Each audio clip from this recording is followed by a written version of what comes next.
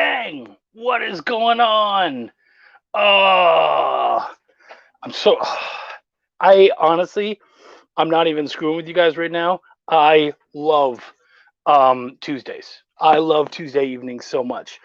Um, I love Tuesdays because one of two things happens. Either I get to hang out with someone I respect, whom I get to learn a lot from and really get inside their heads and see what's going on as far as the industry and everything that comes with it.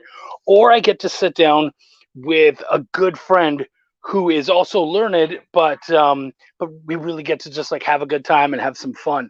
Tonight, I kind of get to do both. So it's one of those rare times where it's not only someone who really knows what they're talking about, but also is a really good buddy. So I am super excited for this. Let's set this up. Let's make sure that the chat can be seen because for some reason you guys like being heard. I don't know why. Chat, if you're out there, hit me up. Let me know that you guys are here so we can start showing this bad boy off and getting this mother started. Yeah. I got a couple people in here. We gotta. It's funny. It's usually like a slow start. Like it'll be like a trickle. One person, two people, three people. Then suddenly it's at 10. You're like, oh crap. Okay, cool. I can start. So I'm waiting to see that happen. If you are out there, please, like I said, hit me up. Let me know what's going on. Talk to me, my friends. Geez, we already have a couple people on and it looks like watching. Cool. Kyra's here. Kira. I'm sorry, Kira. What's going on? Oh, Will Wolford's here. See, now it's coming. I'm here even though you cropped me out of the pic. I did crop you out of the pic. Oh, the love, dude. I love that you caught that too. I was even thinking of it at the time. I'm like, I'm totally cropping our good buddy out of this picture. I am a douche. All right. We're getting there. I don't want to hold this up for too long, but people are showing up. Cool. All right, guys. We have a really good show tonight. I tend to be fairly writer heavy, and so today we have a guy who is more an artist than anything else, but is also a writer in his own. See, Trish knows what time. It's sexy time. That's right, baby. You know what's up. It's a lot of time. It's not just sexy time. It's also bacon time. So let's do what we do. Let's have a good time. Guys, bring the questions. Have a lot of fun. We're going to do what we do here. Let's do it. Canadian bacon is actually really good, and it's nothing like normal bacon, and it's better than ham, which you guys seem to call Canadian bacon.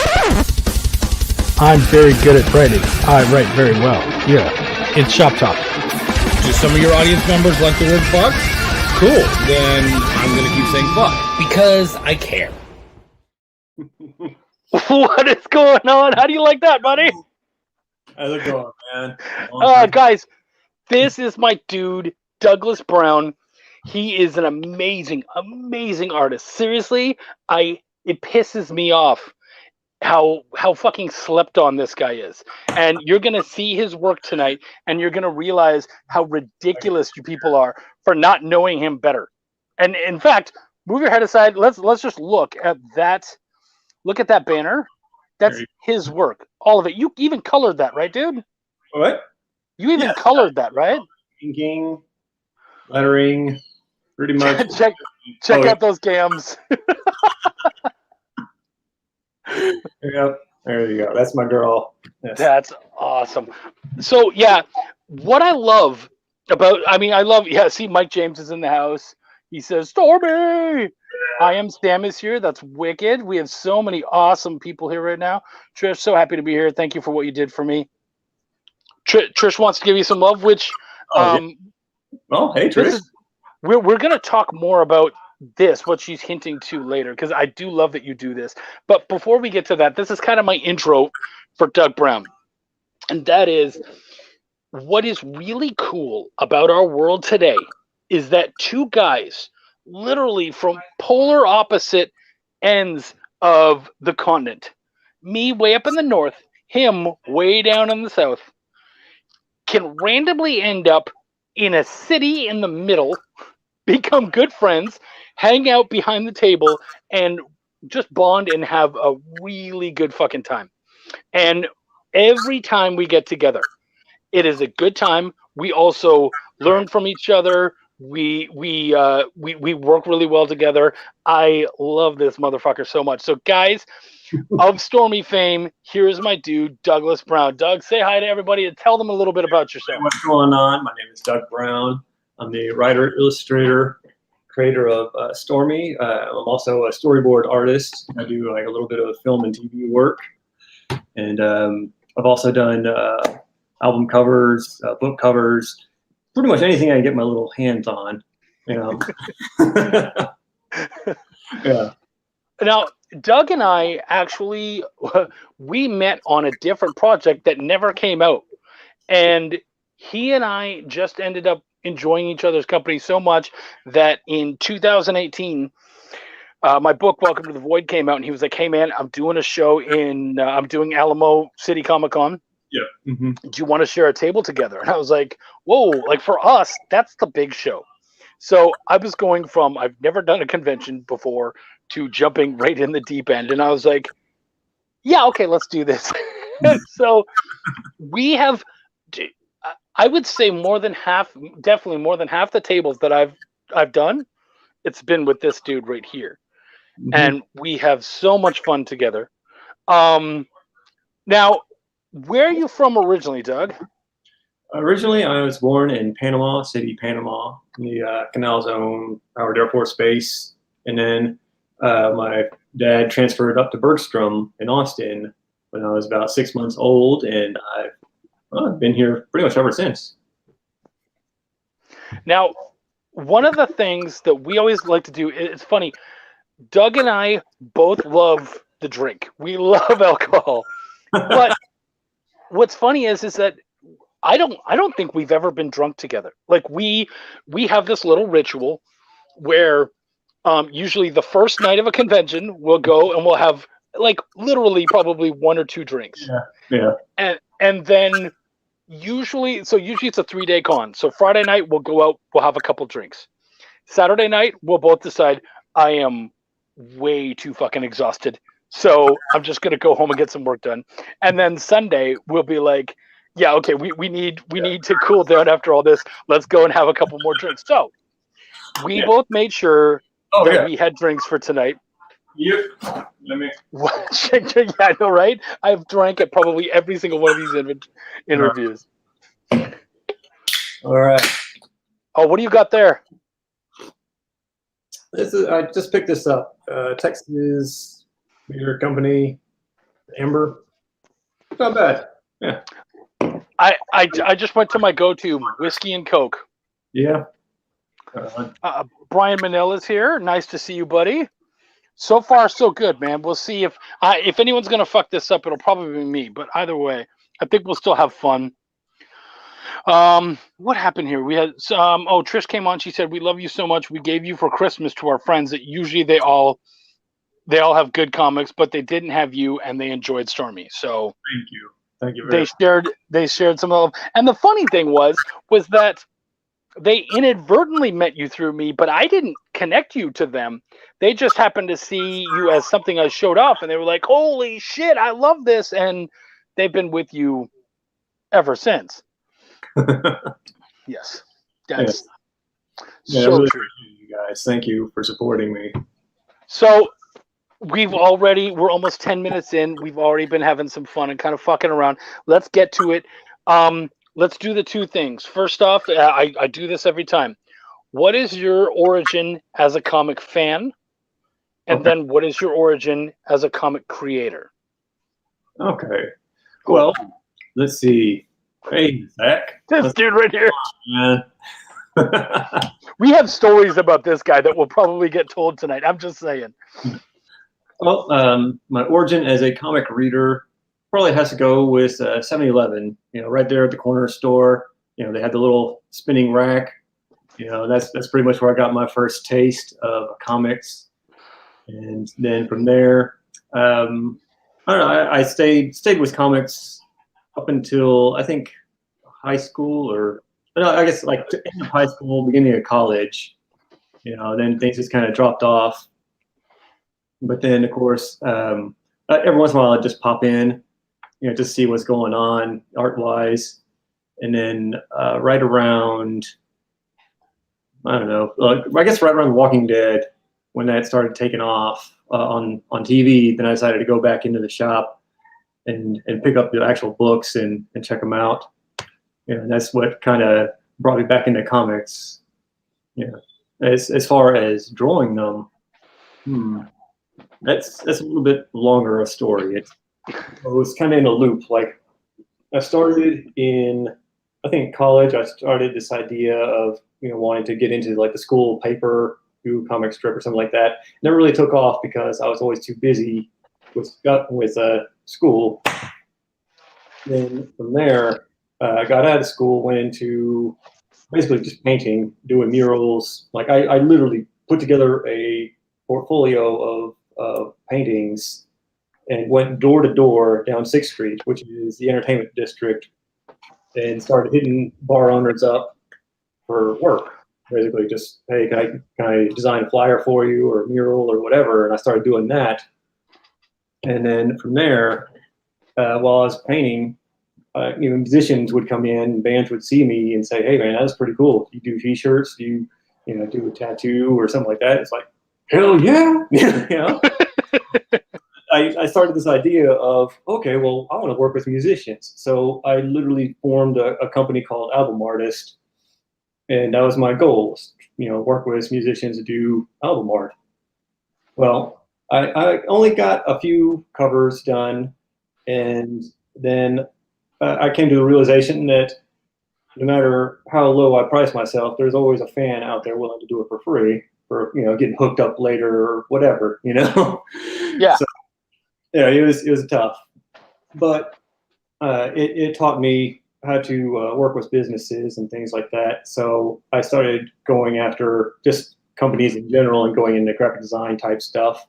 And right about the time the film industry in Austin started picking up, I started hitting Craigslist and looking at like storyboard gigs and stuff like that.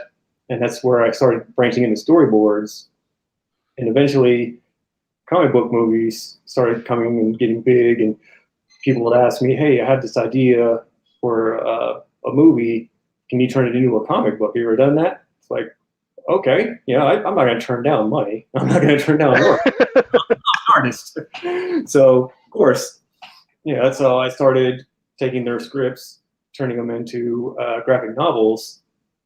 And eventually I got to the point where I just wanted to write my own books. So that's kind of where I got back into comics. And I started with of all things, a political satire, Once Upon a 2008.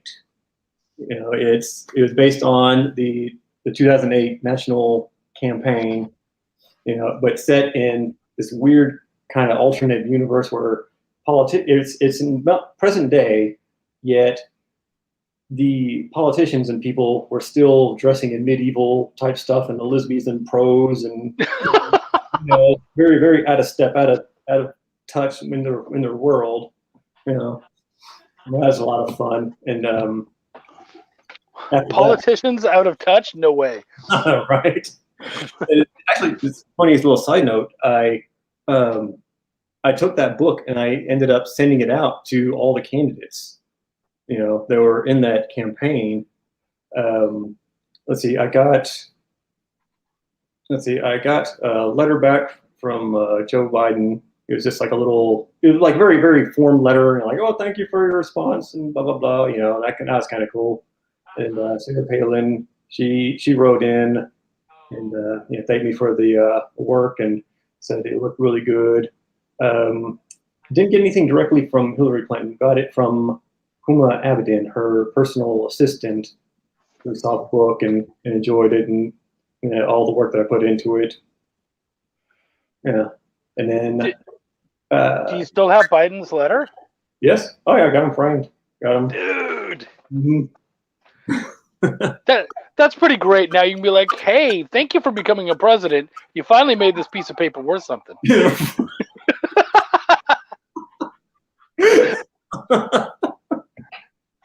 But like after that book, at conventions later on, people would ask me, "Where's the sequel? Where's Once Upon a 2012 or 26?" I could have made like a whole Right. out of that.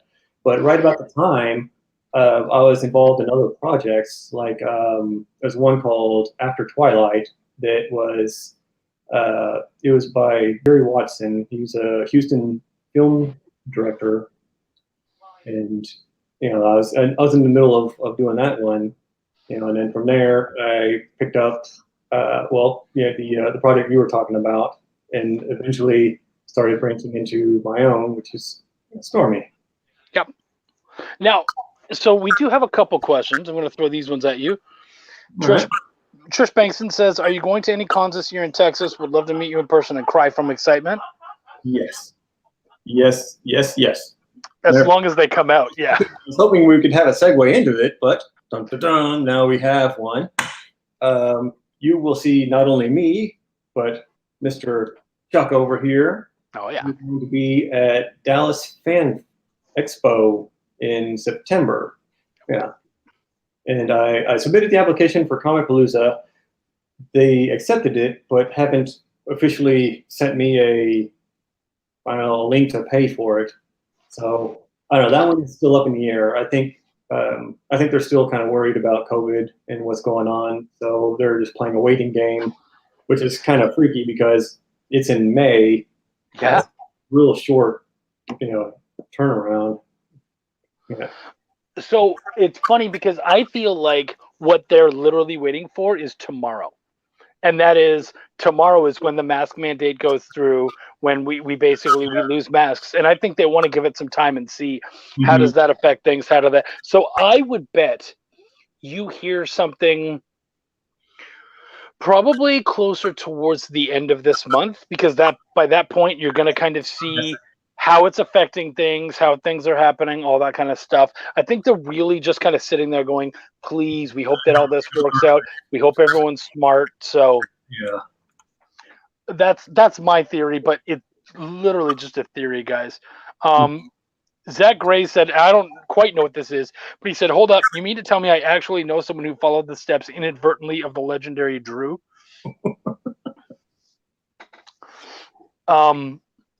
And he said, how is the process from doing graphic work, album covers, to storytelling and doing storyboards? So that gets us right into that process right away. How is the process different in those things?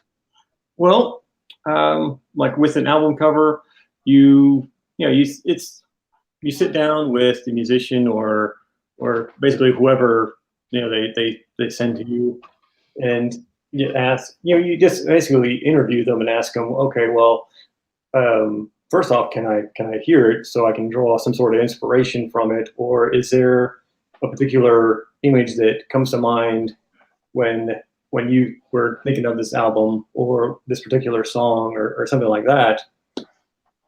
And from there, I'll just write down in my trusty sketchbook, as much information as I can about them. And then from there, I'll just start drawing little thumbnails of the process. I mean, of what they're looking for. Yeah, and then from there, it's just a matter of going back and forth and saying, no, I don't like that, or can you make her boobs bigger, or can you do this and that, and then you just start fleshing it out, and eventually you're going to end up with a finished product. As far as the storyboarding, it's a very similar process. I get contacted, or I'll reach out to production companies and basically just kind of show them what I can do, and hopefully somebody will respond to it, and they'll say, okay, well, I have a script here, and can you take a look at it and tell me how many boards you think it will take? Or they'll say, okay, well, here's my shot list, and here are the photos of the talent, and hopefully they're far along in the process where I can have some location photos, or at least like some product photos to look at and start, doodling and doing thumbnails from it and developing, what I think the director is looking at, or looking, his images in his head. Yeah. Yeah. And- The question? No, yeah, I think it totally did. So I think it's really important for all of us. Any chance we have to just be real with someone is so important. So this is me, guys, being 100% real, right? When we first met, the guy that was publishing the book that we were both working on, he was like, yeah, here's Doug's work. He showed me the book. I kind of flipped through. I was like, holy shit, his art's amazing. And he's like, yeah, it's about this. Yeah, I mean, obviously the guy didn't give me a great pitch, but he's like, yeah, it's a book about this pop star, blah, blah, blah. And I was like, oh, yeah, not interested. And he was like, Doug wrote it. And I was like, you know what? So many fucking artists out there, and I'm going to sound like a dick, but there's so many artists out there who are like, man, I could pay an writer, but anyone can write, so I'll write it. And the fact is that not anyone can write. Well, actually, anyone can write. Not anyone can write well. Yeah. So I was not excited about Stormy at all. And you and I ended up doing that show together, and you gave me a copy, I think of one, and I think I had I don't think I checked out the digital copy of 2. It wasn't quite ready yet, but I did read 1, and I was like, holy shit, he's actually a really good writer. Like, I was fucking blown away. The story is really cool. And again, I don't give a shit about pop stars, but you made me give a shit about a pop star. What the fuck is that all about? Josh Panalaresco, anyone can write. Look at me. Right? I feel the same way, homie. But you made me give a shit about a pop star, and I think your biggest strength, where you are absolute strongest, is your voices. Your characters ring so fucking true. How does a fucking 40-year-old or late 30s, how does a dude like you get those voices so fucking dead on? Because they all come off as very different characters, and yet the young women sound like young women. Like they don't sound like what a 40-year-old guy would think a young woman sounds like. It really does sound like it rings true. So how the fuck do you do that? Where would you think that, where does that come from? Is there a lot of research or what? Well, actually, yeah, I'd say research. Like, just like looking around on social media and seeing, kind of what people respond to, or also just, I think just having some nieces is also very helpful, because they're also, I think they're in high school now. Like, I think one of them's about to graduate, so it's perfect. You can kind of just follow along in their social and see kind of what they're going through, and just through talking to them, you get kind of a feel for, you feel for their character, or not really character, but their personalities, Yeah. And yeah, it's been very helpful that way. Dude, that's the thing that blows me away so much. Is, like I said, your voices. It's unreal. Like, and a lot of us, we stray away from that because I think a lot of us are like, yeah, I'm not going to be able to do it right. But you, I don't know if it's sheer balls or stupidity or what, but you were just like, oh, I can write women. And you went right in there and you did it in a way, like I said, where it sounds right. And I was like, thank you. Oh, shit. Okay. Like, wow. Because honestly, I'm just not like, you and I are working on a project where I have to write a young early 20s woman. And I'm actually finding myself not only researching, but looking to the work that you've done in voice work and go, cool, how should she sound?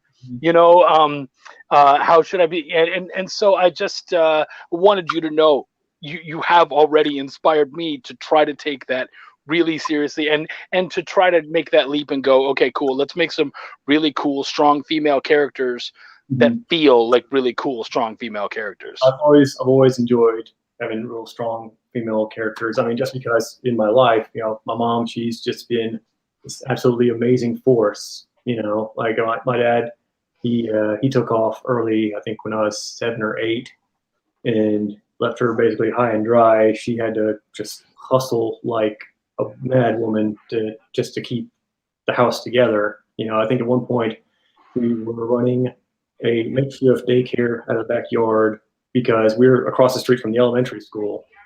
And at night she would work as a janitor, and during the day she was working actually in the school and in the lunch counter, lunch lady type thing. So I've always been drawn to very strong women, and also just in TV also, like X-Files. That was my jam, man. Golly. So Mike came on. I love what he says here. Stormy is easily in my top 10 favorite indie titles. And for him to say top 10 is huge because this guy is reading and buying so much shit. So his top 10 is big, especially in indie. Because I know he's reading an awful lot of indie. So that's really cool. He's really excited for number 4. Zach asks, is Stormy an homage, so to speak, to the influence of Jem? Well, I actually, it's kind of funny. Like when I was looking around at the comic book store to see titles that were like Stormy, I did cross Jem, but her, I don't know, Jem, I think it's more lighthearted. I got the dark side, so I think mine is closer to like Jem if it were put into an episode of Law and Order or SVU, And actually, because you and I have worked on this so much, why don't you quickly give the audience your pitch on Stormy? All right. Yeah, ready? Let's do this. We literally, guys, did this one day.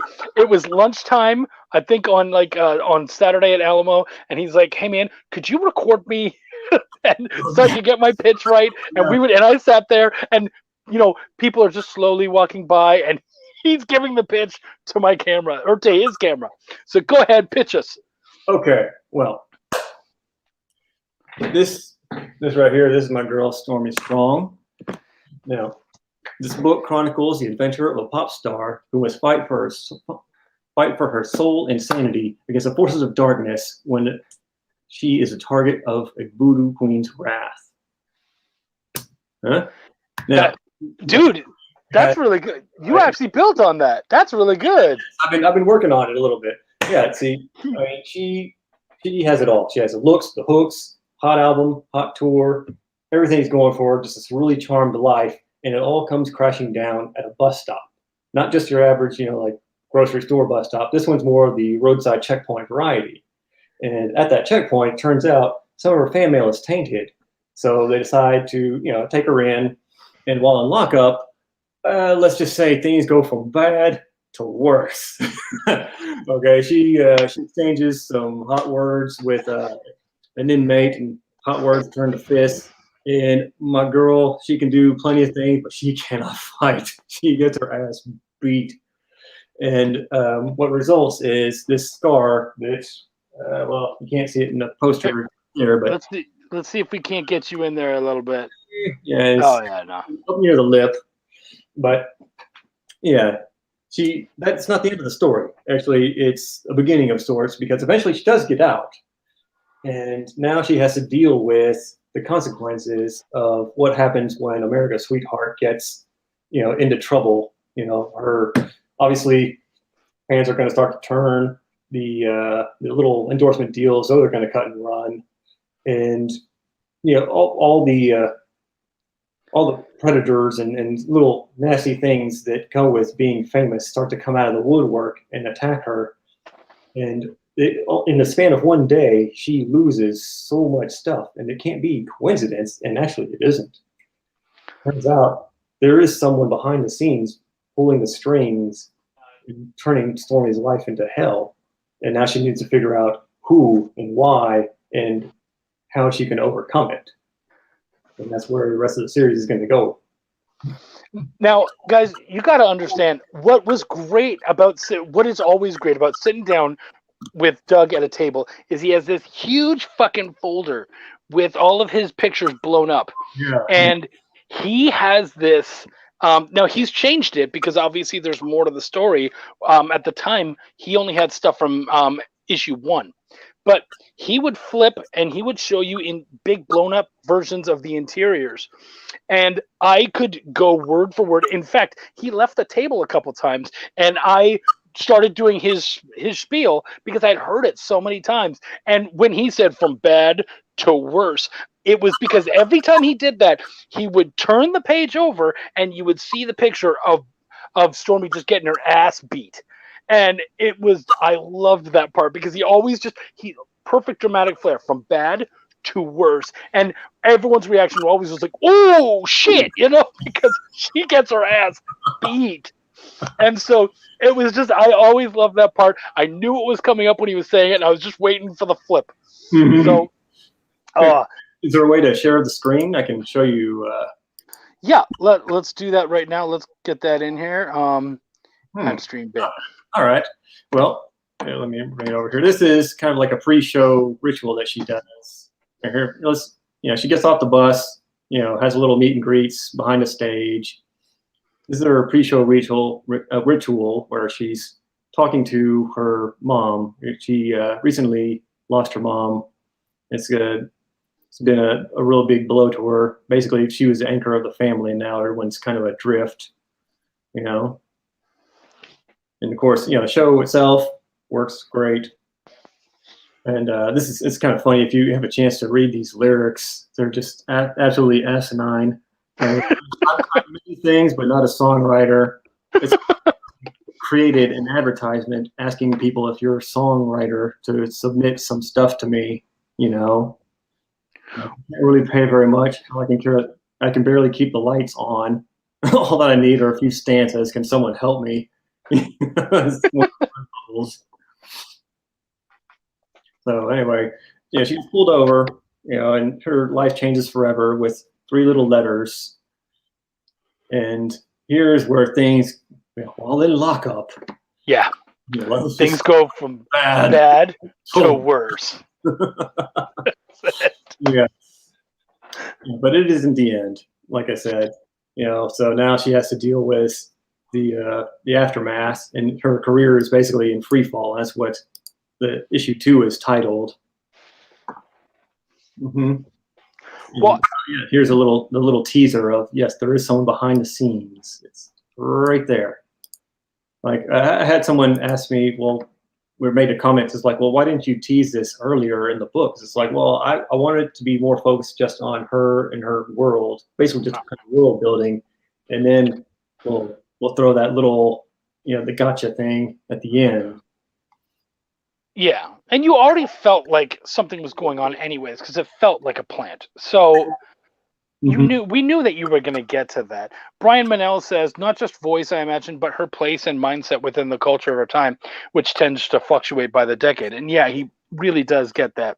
Yeah. Josh says, congrats on 3 episodes. Oh, thank you. Mike says it is such a brutal beatdown. It really is. Yeah. Mm-hmm. I don't know. This is like, I can draw plenty of things, but action sequences, not so much. I'm just now getting into it. Like, I picked up this book called Framed Ink. It's about it's a storyboard artist, and he has some really just amazing compositions that I've been playing around with. So hopefully in issue 4 you'll start to see it. And actually in the page that we're going to talk about in a little bit, you'll definitely see a change. We got an angry, so it shows you the emojis, all the reactions that you're getting, and someone gave us an angry reaction, and I'm like, are you mad that Stormy got her ass kicked? Because guys, you got to remember, we got to put our characters. You got to kill your babies. Yeah, you got to put your characters in a shitty spot. Mm-hmm. Yeah, exactly. I mean, that's kind of the way I see this character. Is just it is a process. I mean, her character's journey is, think of like a giant letter U. You start off in the top, then you have your fall from grace. It's very steep, very sudden. and then she has to catch herself and stop herself and get to that point where she begins redemption, and eventually at the end of the story, yeah, you're going to get there. She is going to be the hero. It's just she's going to make a hell of a lot of mistakes along the way. And even as far in as issue 4, which is what we're working on right now, she still hasn't hit rock bottom yet. No. Actually, this is where kind of this introduction of the supernatural element, this voodoo element, comes into play. And basically, the way magic works in this world, at least her opponent's magic, is that it works on the weak-minded, the gullible, and people with low self-esteem, that they're easily influenced. And basically, she lays it out right here, is that she knows that Stormy is very strong, more so than I realize, and smart, but she knows where exactly to hit her in her life to bring her down, to eventually put her under control. Yeah. Dude, I just, like I said, holy shit, your art is just ridiculous. Rock bottom, she is Stormy Strong. You ain't seen nothing. Well, that's the nice thing about rock bottom, buddy. It only goes two ways. Either you hit rock bottom and you die, or you hit rock bottom and you get back up. You know what I mean? And so we'll see how our girl handles that. I think we all have an idea, but whatever. All right, so let's put this away. Okay, so I don't know. Do you want to talk about issue 4? Let's do it. Yeah. Let's see your breakdown and how you make things happen. That's what this is all about, guys. Okay. Process.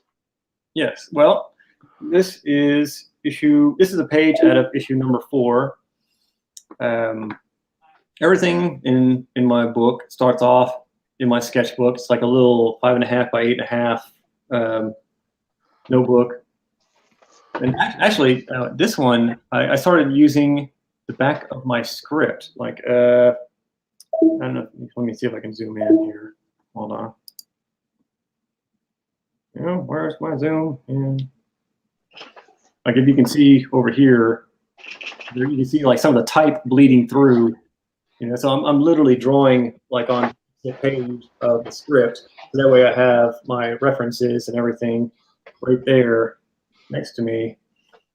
So what I do is I'll scan it into the computer, chop it up into individual panels, so that way I can play with the size of them in the arrangement.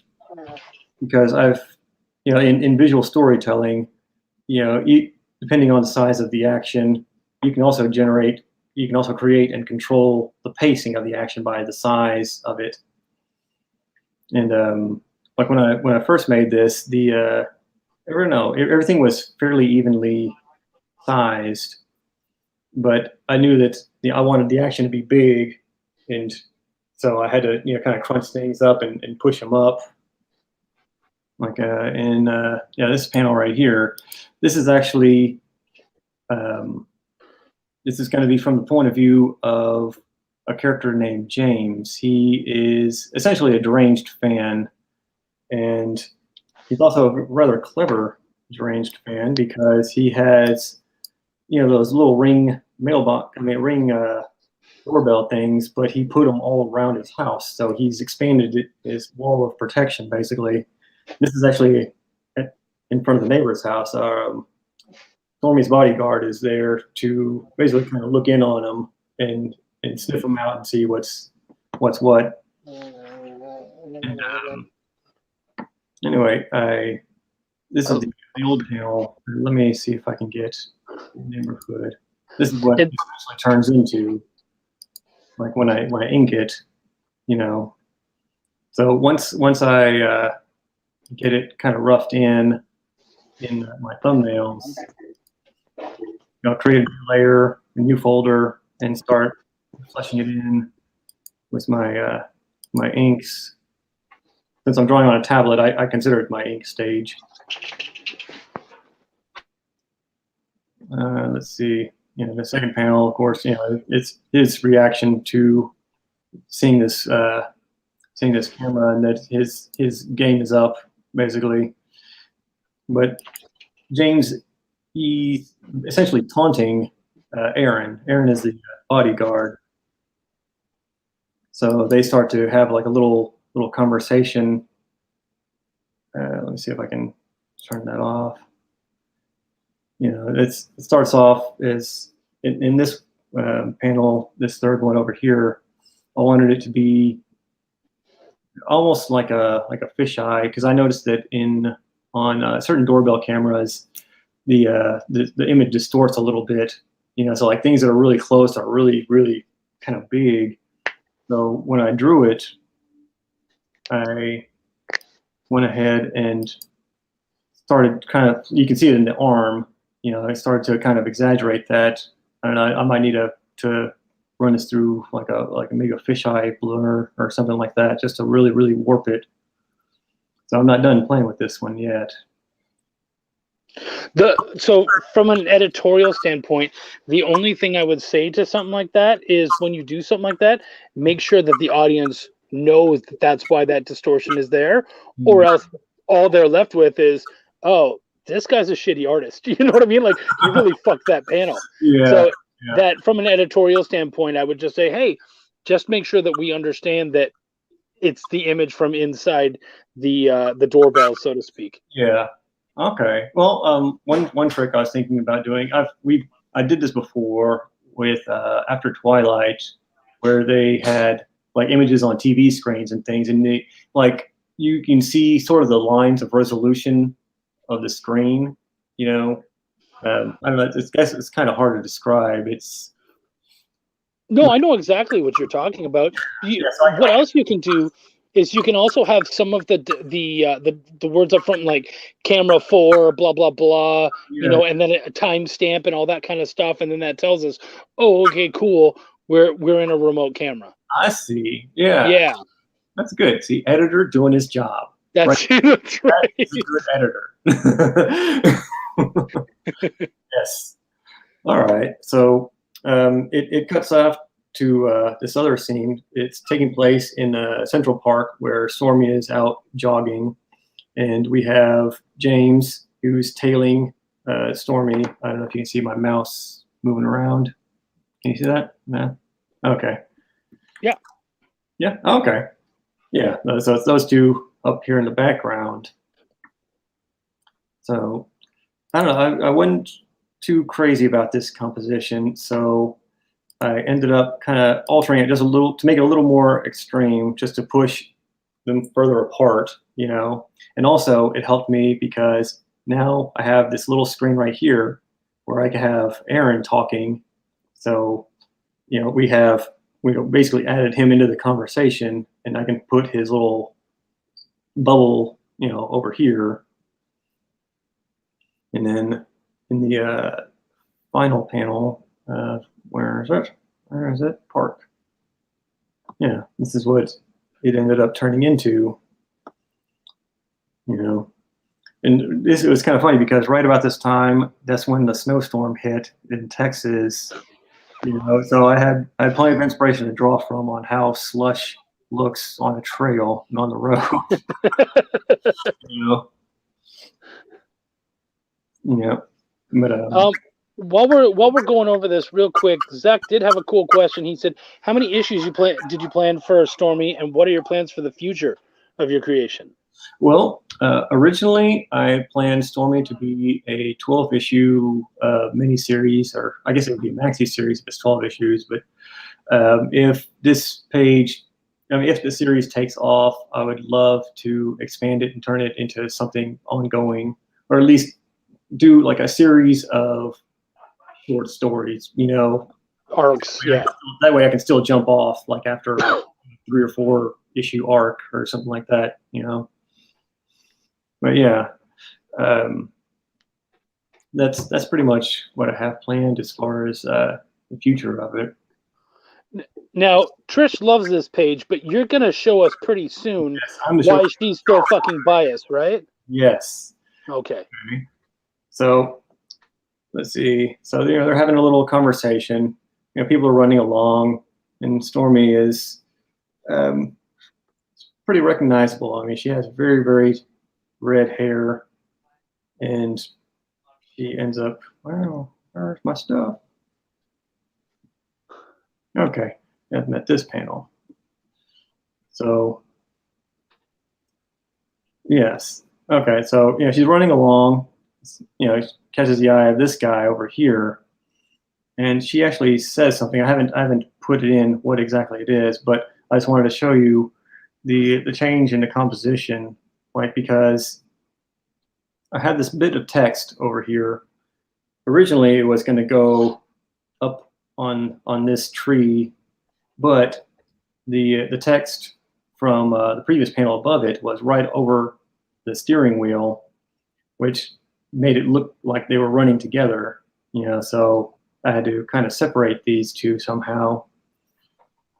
So I decided to move the text over here, which meant moving the figures further apart, like so. Because you can't hide that ass. Let's be honest. Well, that too. Yeah. Right. Yeah, that is what she's known for.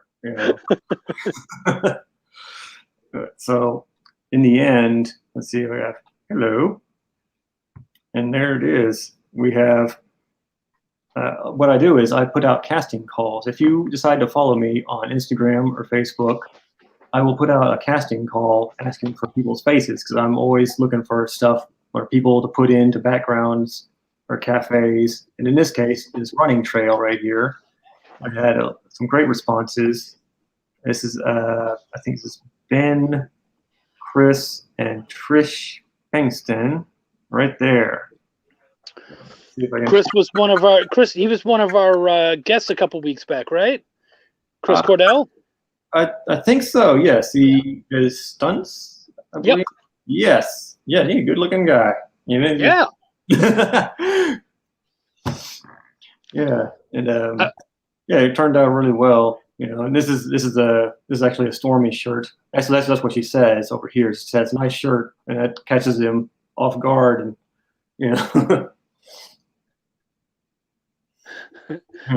I have to say, one thing that I find you catch really well in your book also is the physical comedy. You really get the physicality of people really well, and I think you play into physical comedy a lot more than and not in like a pratfall sense, but just in a sense of naturally, people do stupid things, and mm-hmm. And you really have a good way of kind of catching those, and we're going to see that in these last two panels when we go down, because it's just so well pulled off. Thank you. Okay, let's zoom out a little. So, yeah, like I was thinking about putting like a tiny insert panel of maybe him slipping on something or whatever, because the jump from here to falling. But I just didn't have room for it. But I mean, I think we all know what slipping on something looks like, and we just kind of put it in our head. But yeah, originally this is what I had in mind, but I felt that it did have action to it, but it also felt kind of static and stagnant to me for some reason. And looking at that storyboarding book, it just kind of hit me that, I need to really play with the scale, because these guys are all really almost the same size. I mean, there's some hint of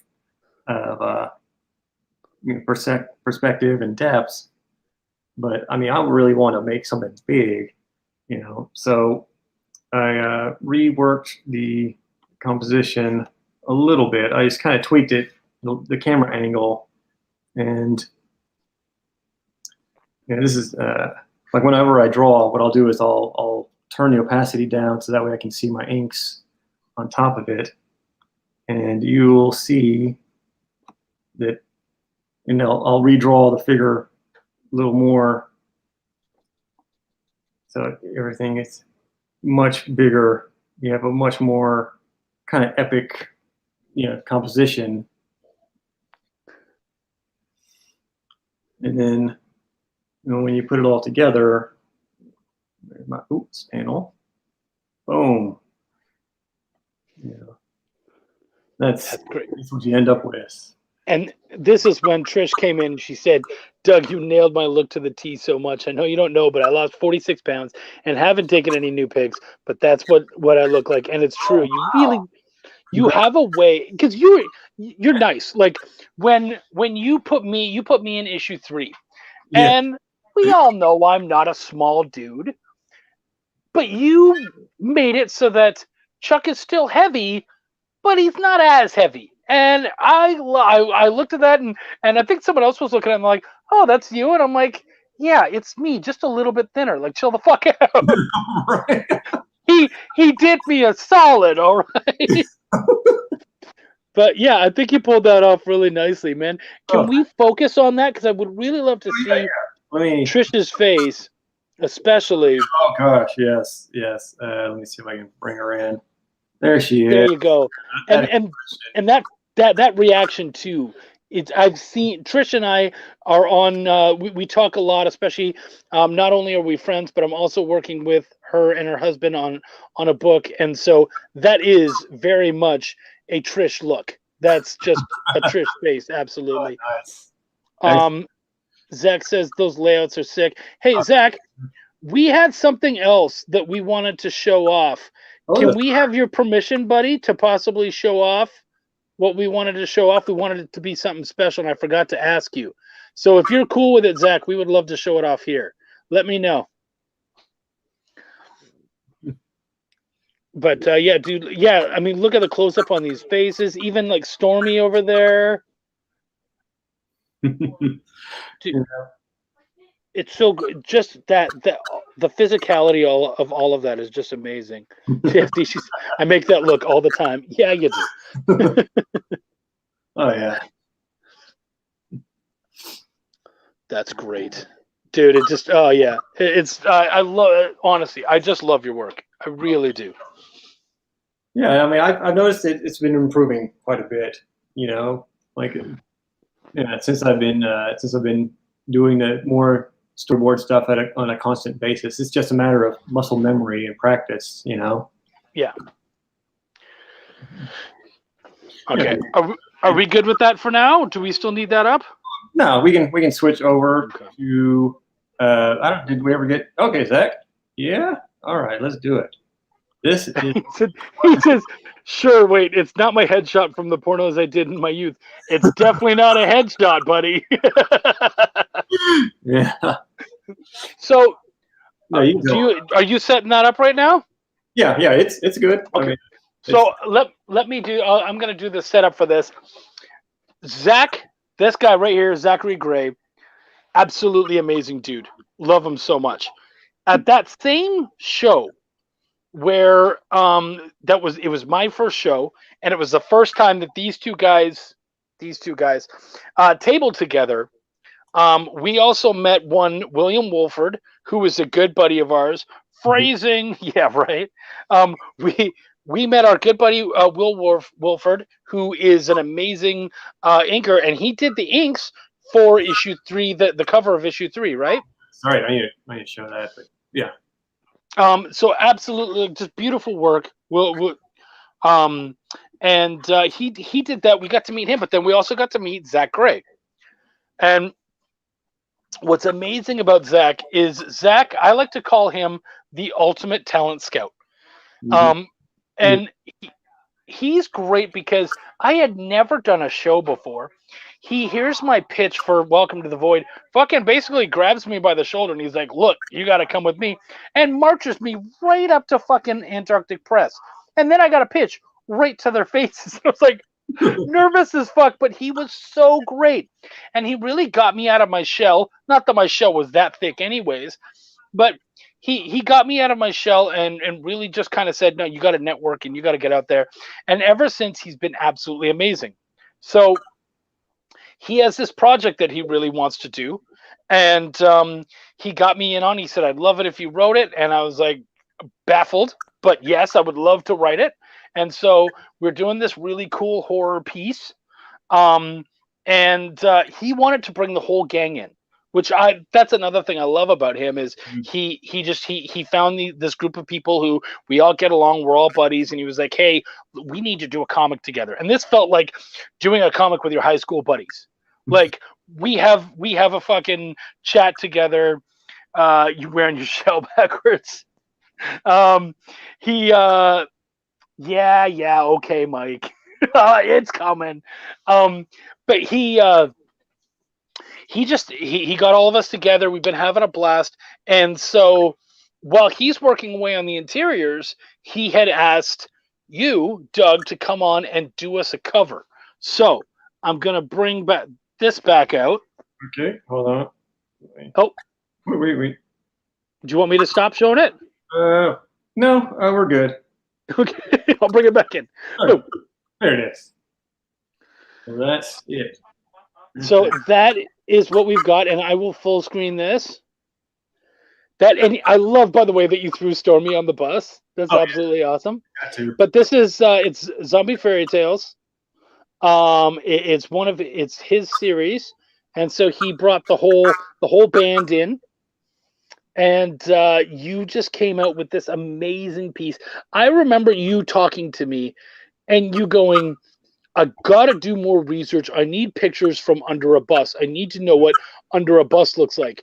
And I remember telling you, I get that you need to know what under a bus looks like, but you do realize that fucking none of us know what under a bus looks like, right? And you were like, it doesn't matter. There's going to be some asshole out there who is a mechanic on buses and he's going to tell me I got it wrong. That's right. So I was like, okay, all right, okay. I'm not gonna make a guy change his process. So you did all this research to make sure this looked right. Mm-hmm. And guys, I mean, honestly, I love this piece. He says I'm including Stormy in a cameo in the book. Yeah. We got to get her like get her as a shirt on somebody or something. Absolutely. Oh, yeah, exactly. That's kind of the way I see her. Like when we were talking to that, when we first met, that other project, and he had like books, but they took place way in the future, in my present day. It's just like, how do I get her integrated into that world? So it's like, okay, well, she can appear on shirts. She can, her songs might have even carried through 100 years, and they're singing them as campfire things or whatever, or something like that. That is true, my dear. Yep, Zombie Fairy Tales. And yeah, see, Mike is now Stormy tie-in. Now I need it. Well, you needed it before because the whole gang's there. But I love that Stormy is the thing that made you say, now I have to have it. So that's all we can say. I can't say any more. I probably said too much already. But this is between us, guys. Us and the entire fucking internet, whoever decides to watch. So just internet. This is the one thing you have to keep quiet. So yeah, this is what we're working on right now. Also, like adding like a little bit of humor in there as well. Like that Ride in Peace.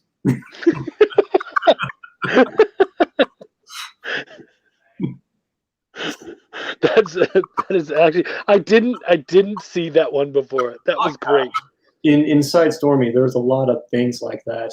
Like there's one scene that is in a convenience store. Oh my god! Let me see if I can bring it up. It's pretty good. She's running away from this crazy guy, and she goes into a convenience store, just ducks in there. Let's see where. Yeah, this is great. He's just right in a zombie fan of Stormy or a horde of zombie fans. Must be some commentary in there somewhere too. You know what, Brian? That's not a bad idea. I think I can play with that. If you look around inside the store, there's O-Face onion chips. It's tasty crap. And I love the cigarette ad. Got lungs, fill them with ashes, unfilled cigarettes. And that is very much the mark of Stormy. Is there's so much tongue-in-cheek humor in that book. Yeah, I loved Mad Magazine. Like you just sit there for hours and just look at the little bits they put in and tucked into the corners of their panels. So even though it is a dark story, if you look around, you can see just how absurd her world is, and that there is humor to be found. You know. Yeah, absolutely. And you just gotta have some fun with it. Yeah. So yeah, man, I totally feel you. I mean, hell, I write Belial, so yeah, I get it. Even the dark shit needs to be funny. Jack Napier says, so in other words, when Chuck says the internet, that just means keep sharing until everyone on the planet knows about this. We're not against that, man. Whichever way it goes, whether it shuts up or everyone knows, either way, it kind of ends up working in our to our benefits. Zombies dancing to see. Now I'm imagining a bunch of zombies doing the Thriller dance with Stormy shirts on. Interesting. I like it. Right.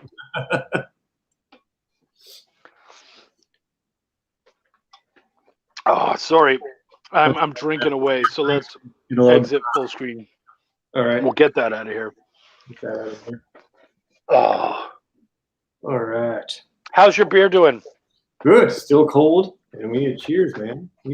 Oh yeah, hell yeah, cheers. Yeah. Bink. Bink. Yeah.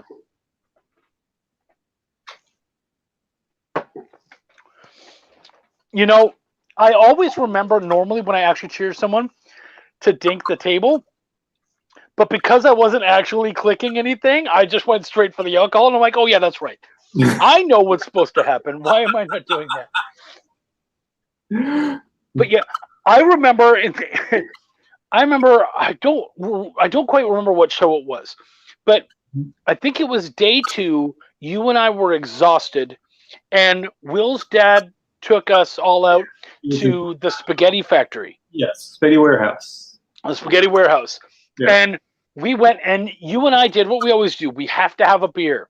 Yeah. And we were so fucking tired, so fucking exhausted that neither of us could finish our beers. Mm-hmm. We each had like probably about a third of our beer left, and we were just like, no, I can't believe I'm saying this. I'm too fucking tired to drink a beer.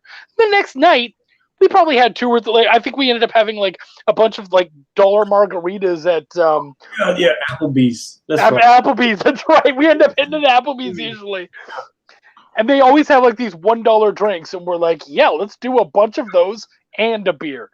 And so, yeah, for some reason that Saturday night, we just can't drink. We're just exhausted. Mm-hmm.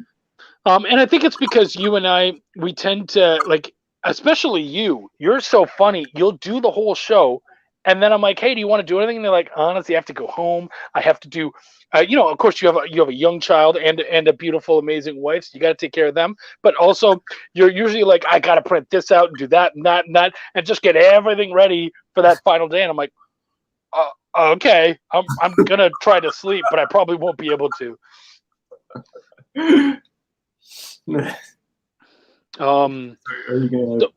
Trish says, so are you going to put all the stories so far in a collection at some point? Like a trade paperback? Okay. Yes, I'd like to. Yeah. Because I've found that when shopping around for publishers, I ran into one of 2 things. One, that I never heard back from them, or the ones that I did hear back from, they said that the book was too long. Like if it was collected in a trade paperback, that'd be great, So yes, that's definitely on the menu. That's definitely on my list of stuff to do. And it'll also give me a chance to put in extra content, And I'm excited about doing that. Zach says, this book is not only a book being done amongst peers who love what they do, but it's also a bridge to have a team that care for each other. And yeah, man, it is cool because we do very much, like we have this chat that's going on. Everybody is super supportive. The whole team, like we all know each other. We've all hung out. We all give a crap. During the ice storm, everybody was checking out on the other guy. Whose pipes burst, who has power, who doesn't, all that kind of stuff. Trish asked if we hit, I guess, the Spaghetti Warehouse in Dallas. You and I haven't done a show in Dallas. All we've actually done is we haven't even done Austin together, have we? We've just done San Antonio and Houston. Right. No, we haven't. We've done Celebrity Fan Fest, Alma City, A bunch of celebrity fan fests. Yeah, a bunch of those. Yeah, I still want to get into one. I still want to get into if they're doing anything this year. I haven't heard anything. Yeah. We also did that Big Texas or whatever it was. Yeah. It took whatever Alamo City, whatever happened to them. They, I guess, converted over to Big Texas Con or something. Whatever was in San Antonio that was supposed to be Alamo City. Yeah. Yeah. And then we did Comic Palooza. Yeah. Mm-hmm. That was such a good show with Kevin with Kevin Joseph from Tart. Mm-hmm. Such a good dude. Yeah. Such a good dude. So no, we haven't done Dallas yet, but of course September will change that. Mm-hmm. And then from there we're gonna have to do Austin. Yes, that's right. You did Hill Country Con. That was Secret Park. I did. Yep. I did that in New Braunfels. Fest. I did that one. I did the one in Belton, which was terrible for me. It was the one show that was just a complete fucking flop for me. And then I did one in Dallas, North Texas Comic Con, which was pretty good. It basically I made table, but the best part about that one was that so many of my heroes were there. And it was like this littler show, but there's guys like fucking oh my gosh, how am I forgetting? Peter David, Jim Shooter, like Mark Bagley, like all these guys who I get to actually go and talk to because there's not a lot of people there. It was fucking amazing. And I was gonna say that Zach says different owners, not ACC. Yeah, so that one's not Alamo City, the Big Texas. Mm-hmm. But they basically went on at the same time that Alamo would have been going on. Mm-hmm. Yeah, but yeah, Trish, yeah, we're definitely going to be doing Fan Expo. Mm-hmm. We'll be tabling together, so you won't have to. You guys will come over and just hang out at our table, and look for the awesome. That's where we'll be. Right. Chances are we're going to have a bunch of your bags behind our fucking table because that's usually what ends up happening. Friends come by and they're like, hey, do you guys need somewhere to throw your bag? Yes, we do. All right. We throw them behind our banners. Right. So as far as away from comics with the rest of your art, what are you working on right now? Well, I'm keeping busy with storyboard art, which is surprising. Actually, last year, even with the shutdown, I stayed relatively busy. I was surprised and actually kind of happy about that part. Let's see, I wish I could say some of the projects that I'm working on, but like I had to sign, some stuff. NDAs. Yeah. Mm-hmm. Yeah. However, let me see. I have an older piece. You can tell us the kind of work you're doing, though. Okay. Well, like whether it's a commercial or say like an indie movie or. They're mainly commercials or like I've done hair products. I've done one of them I did was Wendy's. They had a summerberry chicken salad, and that one it came about. It was a very, very quick turn. They got called out of the blue and said, okay, well, we had an artist, but he got busy and we had turned it over to someone else. Can you do it? It has to be done. And it was basically a 48-hour turn. And these were color panels, high detail, so on top of charging my top rate for that, I could throw in like a rush fee, Yeah. So that was a nice day. And so that is something that you could do where you can tell them, okay, but like because of that, this is getting thrown on and that, and they get it. Yeah. Yes. Yeah, because I mean, my rates are already pretty low. Like there's a book called the Graphic Artists Guild Pricing and Ethics Handbook. Comes out every year. People are always asking, how do you price your comic pages and stuff like that? Well, I just pick up that book, I look at it, and find sections that I want, and scan them or take pictures or just take notes of the rates. However, those numbers are a little skewed because it's based on the guild, which is nationwide. So your East Coast and West Coast are really, really expensive, and we're kind of in the middle. So it's difficult to charge those rates, for for this territory. So I mark mine down just a little bit under there. So I'm still competitive. I'm still able to eat. Yeah. I'm not gouging people. Yeah. Trish asks if you're coming, which obviously we know you are. I'd be honored to take you to Spaghetti Warehouse and pick up the check. Chuck, you can tag along, but she's really inviting Wendy. I don't know that Wendy's going to be there, to be honest. This is usually Wendy can't get away for long weekends because she's working and such, but we'll see what happens. The boys will definitely be there. Yes. And you know what? I can pay for my own dinner. You want to play that? You can hang out with your favorite artist. I will, because I'll be honest, if you're paying for my dinner, girl, you might go broke. So your comic budget. Right? I'm not gonna make it easy on you. So yeah, man. And what did Zach wants you to link up so you can learn a bit of storytelling. So he wants to learn about those storyboards. All right. Yeah, I mean it's actually, it was a bit of a process. I mean, I started off really small, just going, like I said, hunting through Craigslist and finding little things here and there. But since you're in Texas, I would check out the Texas Film Commission and get registered over there. Just pick up a script and try just storyboarding out a scene just to kind of build a portfolio or whatever. And maybe do a couple of different styles. One that's really, really tight and detailed. One is very, very loose. And if you can do color or work with markers or whatever, you can have one of those as well. And then once you get registered into the Film Commission, you start reaching out to people, and basically it's like cold calling. Yeah.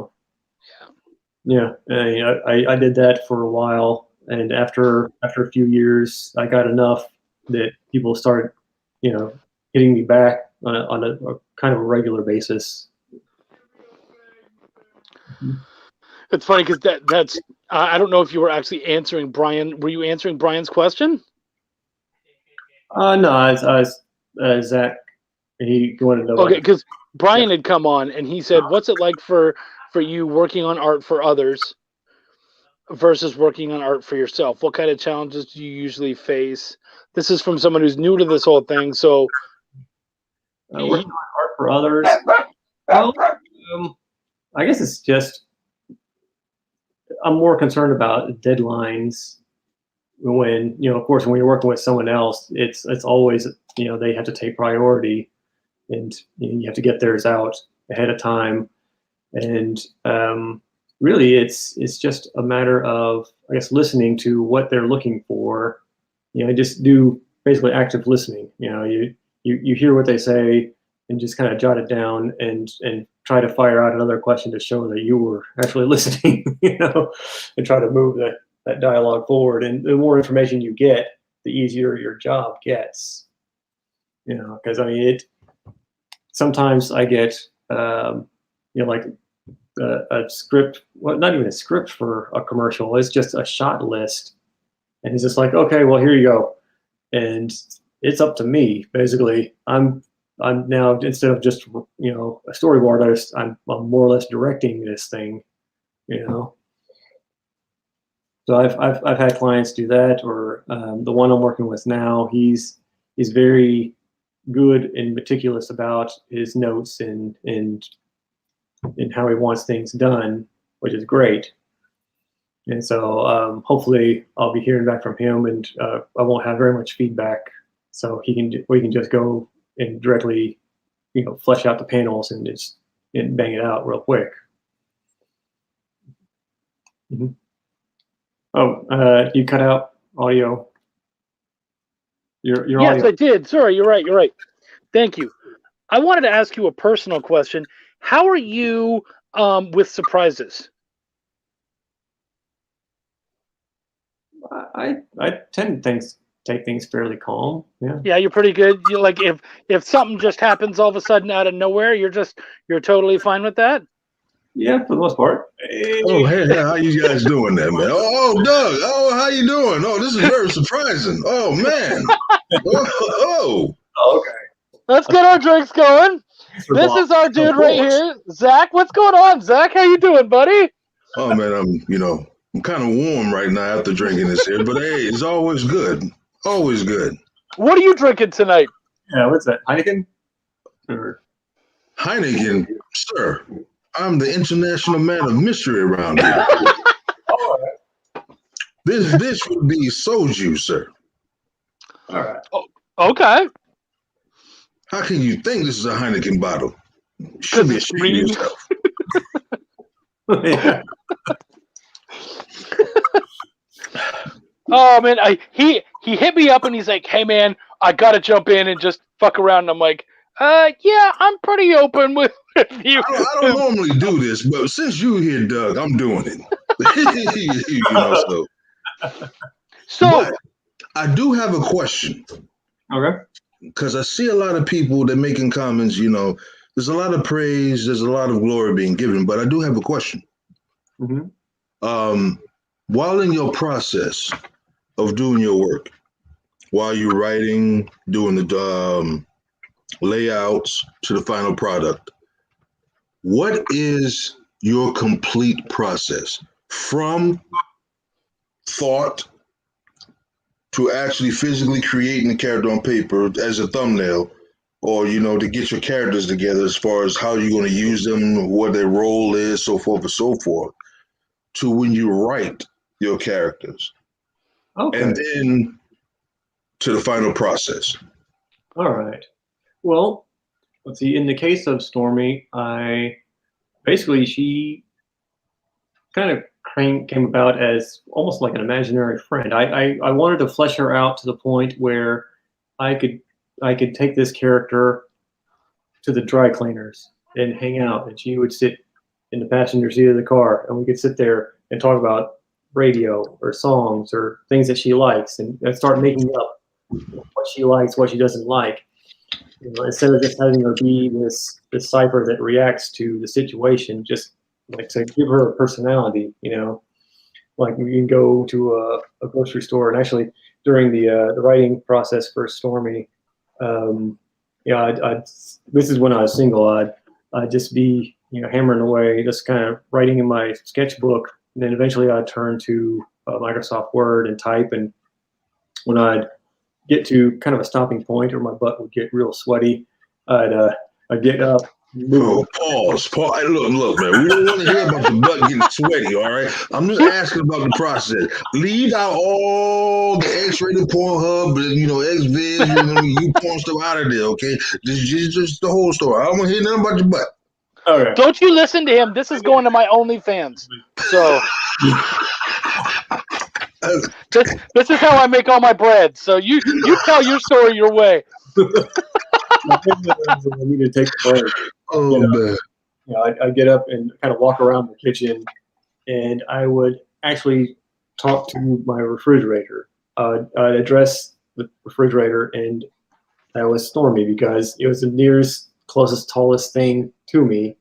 I'd basically run lines like I was rehearsing a script with her. And that's what really helped mold the character and get her voice, her personality, and it made writing much easier. And actually, I ended up writing quite a bit more that way. So when it came to editing and trimming things down, that's kind of where I dropped the ball, because that's why my issues are as long as they are. They don't fit the standard 28 pages of a U.S. comic book. So what I'm understanding, and correct me if I'm wrong, what I'm understanding is that your process is you not only think of your characters and you draw down what you initially want your characters to look like. Mm-hmm. Before you go through the final process of like, all right, this works, this doesn't work, this dress or hairstyle doesn't fit, or whatever the case is, before you start doing the editing down. But you also wanted to make sure that when you can, for readers to convey the emotions and feelings of Stormy, because you, not only your mind, but you visually seeing your character and seeing your character as an actual human being. Not just a creation, not just as something that's, just like, you put it as a throwaway character, but something or someone that is actually a physical being that has feelings and emotions, and you try to think through them as like, what would this character react in this situation, or how this character react in this situation? How would they deal with certain turmoils, or how would they, if I was to put myself in their shoes, how would I react in a certain situation? So you're basically, in better words, is giving life to a character. So that way, it's just not a regular character that is just on the shelves with numerous other books that's out there, but something that, an individual can pick up and be like, you know what, this is different because this character doesn't feel manufactured or cardboard or any of that nature, but it actually feels relatable. Yes, exactly. All right. Yeah, there's actually a really good movie that came out with Joaquin Phoenix called Her. It's amazing. If you get a chance to check it out, do it. It's about a guy who he basically falls in love with an AI, kind of like Alexa or whatever. I think the movie came out. Was Scarlett Johansson as the voice? Yeah. Oh, okay. Mm-hmm. Yeah, and basically he develops this relationship with this computer AI, and I identified so much with that movie because it took me down like the same kind of rabbit hole as I did with Stormy. And in the movie, it also shows kind of the consequences of that, and it also made me realize, oh yeah, I need to step back a little bit, and also have a normal life, in here and now. Nice. Yeah, that's really cool, and I love the organic feel of you doing that and making that happen. That's something we see a lot in like method acting, which is and so I, as someone who did kind of start in more of an acting role rather than writing and whatnot, I really connect with them. I did a lot of improvised comedy out in Toronto. Did a couple of like indie movies. Nothing that ever really did anything. You were in that Sasquatch movie, was you? Right. Look at me. I was made for that Sasquatch movie. I'm big. I'm hairy. They had to give me some fucking platform heels because I'm a short dude. But they just did with me what they do with Sylvester Stallone or Tom Cruise. When I'm moving, they're in a ditch filming up. That's right. So that's what's up. We know what the budget went for the film.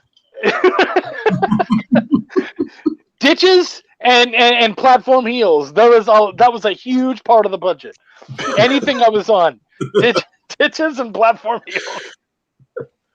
Except for when I play a dwarf, then it's perfect. The budget it's good. They have enough money for people to actually eat on set and stuff because they don't have to worry about ditches and platform heels. I didn't say that, folks. He said that. I didn't. So don't point that at me. Right? So, I didn't say word. It's true though. If you look those guys up, that it's true about both of them. So Zach, I want to ask you a question pertaining to this dude over here, and that is, at that first show, when you came by the booth, what was it about his art and his work that made you go, "Whoa, this is something"? Actually, it was before that show. Yeah, that's right. Okay. If I'm not mistaken, I met Doug before that show. Yeah. And I think this is Stormy 1. Stormy 1, because you was working on Stormy 2. Was the preview edition where it was color and black and white because I couldn't finish it in time. Yeah. Right.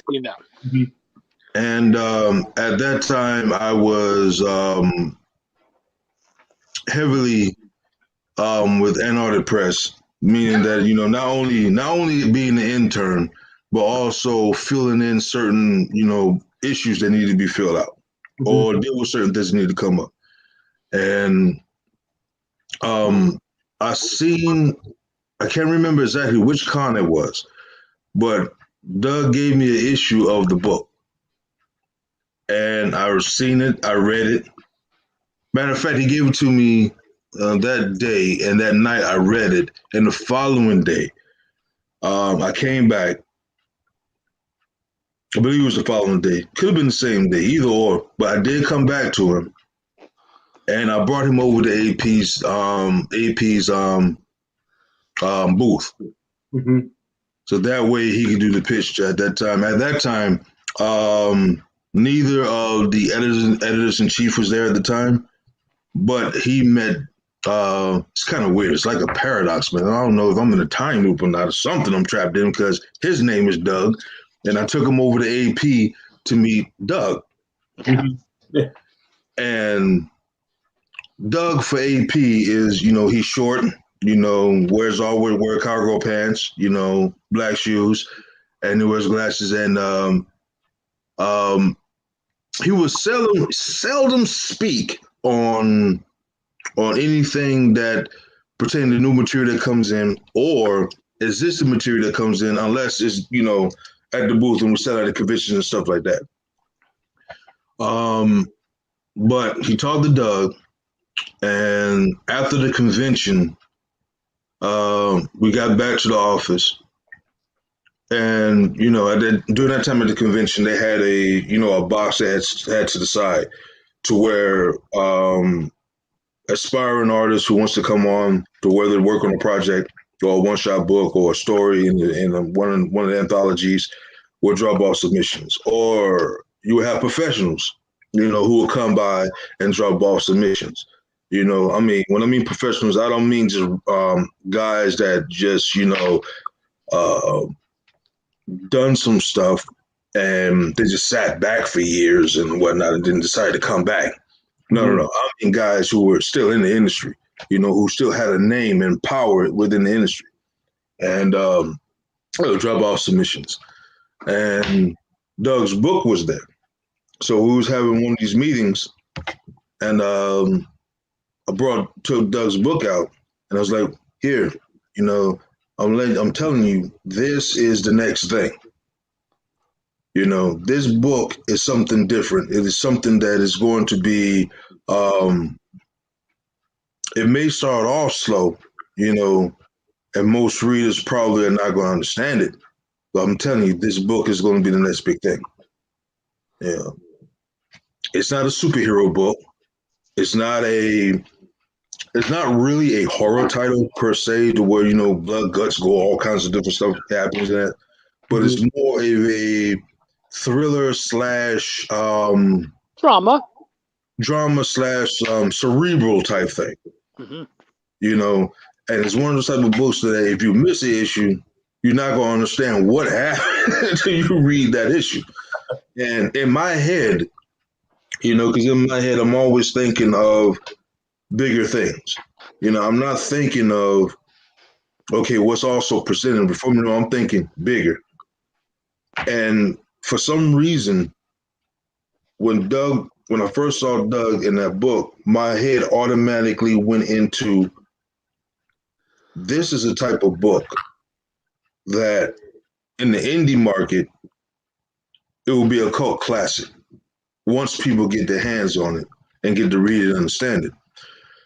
In the circular market, it'd be one of those type of obscure books that people will probably pick up 2-3 years later and then realize a hidden gem it was amongst all the titles that's out there that's flooding the market as we speak, regardless if it's the big three to the top indie companies to self-publishing. And the end goal that I saw with Stormy was, this book could be a series. And the only reason why I say that is I don't know why I'm saying this here. I shouldn't be giving out these little secrets and tidbits at these conventions unless you're actually there at one of these conventions and you get to see this firsthand. Yeah, but this is why people come to this show. They want these little things. So you're giving us the gems they're looking for. They still got to try to find it on this obscure video.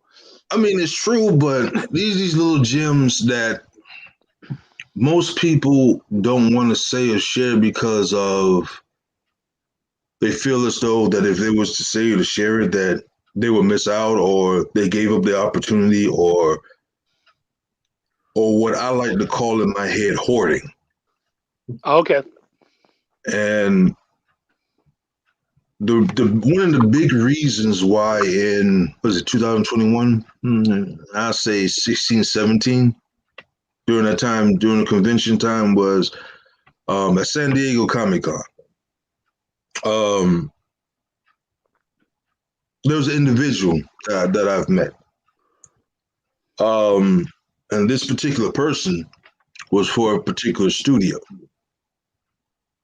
And I know a lot of people go, to places and people say, well, I work for this place or that place, here, there, whatever the case may be. And they just go off their word and call it a day. But this guy said what he had to say, gave me a business card. I mean, it was legit. It was no con artistry going on here. Mm-hmm. And during that time, this particular person for this particular company was looking for particular titles to where they can turn into intellectual properties for televisions and movies. Mm-hmm. Yeah, that's definitely something I want to do with Stormy. I do. I see it on like a streaming service or something like that. Yeah. And exactly. And it was like the first thing that, along with all the other different things popped in my head. And that's why I brought it to their attention. I was like, hey, you may want to get this because this is going to be something that's going to be huge later on. Mm-hmm. Zach, we got to get you on a show of your own sometime. Sir. I'll come in and pop up sir. Here and there. I'll pop up. You're not going to get me on the show by myself. We're not going to get you on a whole show. So you're not going to get me on the whole show, sir. You're just going to be a guy who pops in? Look here, you get me on the whole show, I may, put myself in trouble for some of the things that I do. I can't have that. Well, I will tell you now, I have a big show coming up in May. I'm trying to set up a panel, so you and I are going to talk, all right, buddy? Don't you sign me up for that. Oh, I ain't signing you up for that. You're going to say yes, I can feel it. No, I'm not, sir. You cannot strong arm me into doing something of that nature, sir. Do it right here in public. That'll get me to do that. It's not happening. I don't have to just use alcohol. Hey. This is one of those kinds of shows. Praise him, sir. Praise him. But cool. Well, yeah. I mean, and it's so true. I mean, I really like to push the fact that when you guys are making comics, make comics because you love comics. But there's nothing wrong with being able to take it to that next level and being able to look at your project and say, where else could this work? Because the thing is like a lot of times, what was it like? Frank Miller, he did a bunch of work in Hollywood. He did stuff like RoboCop. I believe he did RoboCop 2 and whatnot.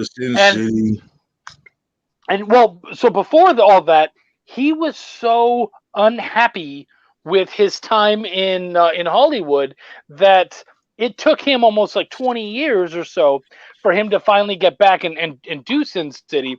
And then when he did that, it was funny because when he wrote Sin City and 300, he specifically wrote that as books that he felt were unfilmable because he really wanted to just not touch Hollywood. And of course, both of them ended up becoming absolutely amazing movies. So, yeah. Well, I got this here for Doug, though. Now, I mean, Brian did ask this question. Yeah, I was just going to Um, show that one off. Do you want to read that for me, buddy? Oh, sure. Let me get my theatrical voice here. There you go. All right. This is from Brian Manuel. Do you take the same process or approach with some of the side characters and antagonists as you do with Stormy? To what extent is your connection with them compared to Stormy as characters of your creation? That's a good question. Actually, yes, I have been. Let's see. When it came to the villain, this guy James, that one was actually pretty difficult because he is a deranged, mentally unhinged fan, and it's difficult to kind of get into that mindset without being really stereotypical. So him, I haven't really gone as deep as the others, but definitely with Cassie, who is Stormy's best friend. Even some of Crystal and Jessie. Jessie is the comedian of the group, and I absolutely love her. And she is in issue number 3. But as each character, I guess, becomes more prominent and relevant to the storyline, I start to focus on them. Like, when I go running, I'll try to bring them along and have them kind of add running commentary basically to whatever is going on, and it helps to build them. And so, but they're getting fleshed out to the point where they could almost stand on their own in a world. This is going to sound comedic, but I actually am serious when I ask this. Are they all the fridge? Or do you find yourself going to different appliances or things? Because, like, for me, I would imagine you would maybe walk up to them. Yeah, I know it sounds comedic, but, like, with Crystal, I would want to walk up to this man, do he go to the fridge? Stormy, how do you feel about such and such? And he just walks over to his coffee maker and be like, well, such and such. That's what I'm wondering. Because I believe that if you were to do Crystal, she would be a mirror. Yeah. I could see that. So, is that something you do, or are they all the fridge? Well, basically, they're pretty much all the fridge. But I mean, it's more about height approximation. Right. Oh, okay. Yeah. It's not. I can't talk to you right now. No. The cold cuts? Or it's more like Nicely done. It's more just looking for things that could be a good stand-in for them. Right. Yeah. Look, man, I feel sorry for you if you have the right of character that is under 5 foot, man. You be looking at plants all day long.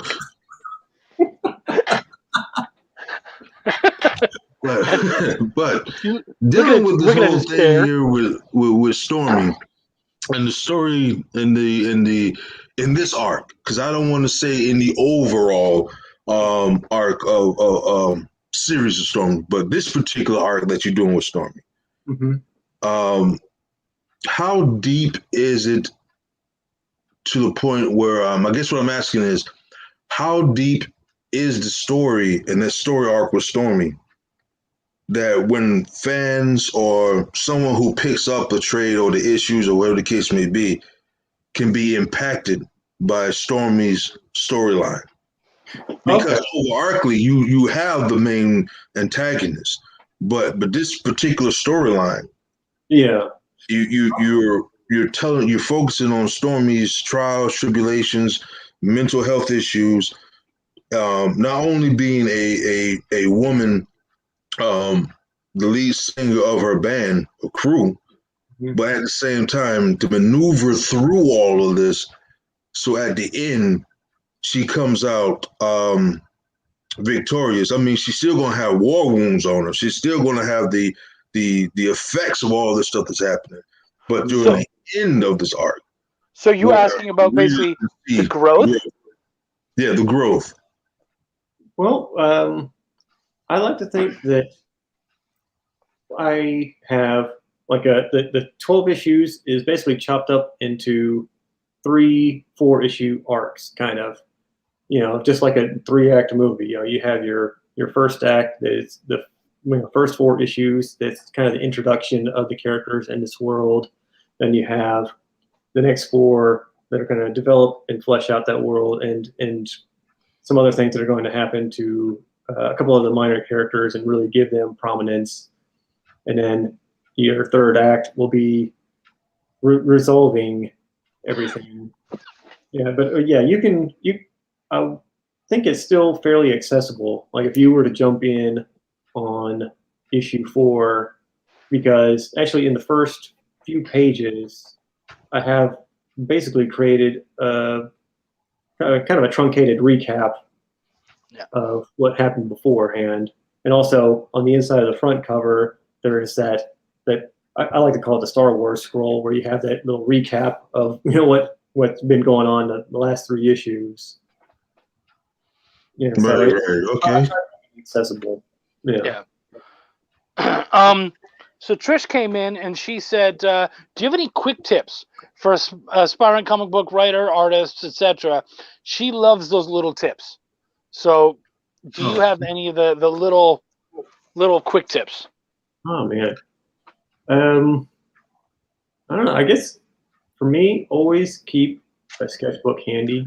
I mean, even if it's just like an iPad or a phone or something like that, something that you can just jot down ideas.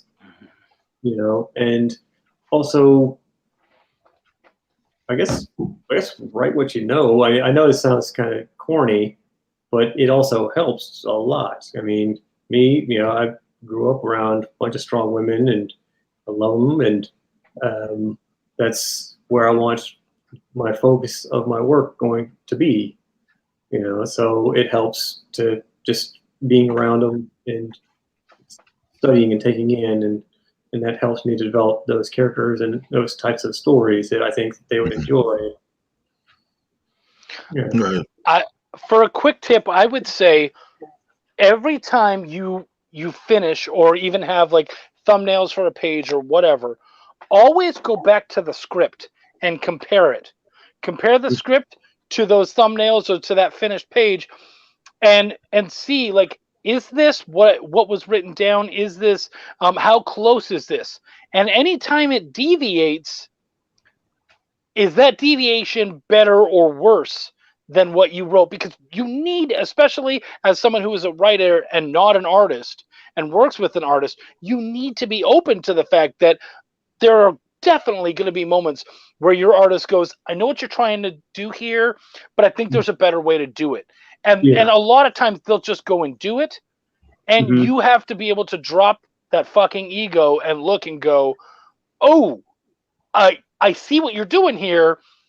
Thank you. This is better. Or if it's not better, at least understand why they did it. And maybe there's a compromise that the two of you need to work out, because neither of you have quite caught what you're trying to do, but at least you're both trying to do it. So always go back to that script. It is not stone. As I've said a thousand times, the only thing that is canon is a finished, published fucking book. That's it. Yeah, I mean, even like we did earlier today, like my thumbnail sketch, it transformed quite a bit, from the beginning of the process to the final inks. Because as I'm drawing along, I have ideas. Okay, well, what if this angle works better? And always be willing to change it that way. Right. Look, I co-sign everything Doug and Chuck is saying, because what they're saying is absolutely right. Now, I'm guilty when it comes to Chuck, when it comes to changing certain things, as far as artwork goes, as far as panels. Case in point, the time press story we had to do for the anthology. But the quick lesson that I can give to any aspiring artist that's out there is a lesson that I can only share that was given to me by those before me, whom that I aspire to one day, at least walk through the doors that they did with the opportunities they were given. Three quick tips that was given to me. One, by Neil Adams. You know, first of all, disclosure. Please do not show this shit to Neil Adams. Please do not show this to Greg Capullo. Look, I'm already under fire from them already. Last time I saw them, they gave me some assignments. Okay, and I'm trying to go ahead and do these things, but I don't need that pressure from them right now. But Neil Adams, number one, at Alamo City Comic Con when he attended, was to take some tracing paper, take a magazine, whether it's GQ, In Vogue, whatever the case may be, sheet of tracing paper, and trace over an image. And when you're done tracing over that image, that's your style. That is your style of what of what you can do at that moment, and potentially it will be it will increase and be better over time in practice. The second person to give me some golden advice is Greg Capullo. And this was at San Diego Comic-Con. He told me to do a page a day. It doesn't matter what the page are. It doesn't matter if it's a cartoony page. It doesn't matter if it's a semi-realistic page. It doesn't matter what page it is. Do a page a day. Reason being is because in this business, and I'm only speaking as an artist, not as a writer, not as an inker, only as an artist. In this business, where there's competition all around the globe, and there's some fantastic artists out there, male and female, and half the time I think the female artists are kicking more ass than male artists, is while you're doing that page a day, you're conditioning yourself to doing that. You're training yourself to doing it. You do a page a day whether you like it or not. Don't care if it's a 8x12, 8x11 copying paper. You know, you sketch out a page. You know, then later on you just made it say, let me go around and let me just toy around with this ink and see how it feels. But regardless, you did a page a day. So those are two things from Neil Adams, tracing paper. 2, from Greg Capullo, drawing a page a day.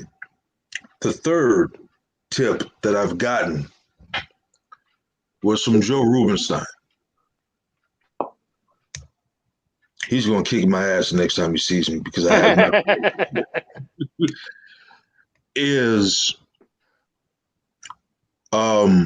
While you're doing your work, if you are an artist who feels as though that you want to you want to draw and ink your own work, well, look at all the ones before you who were inking.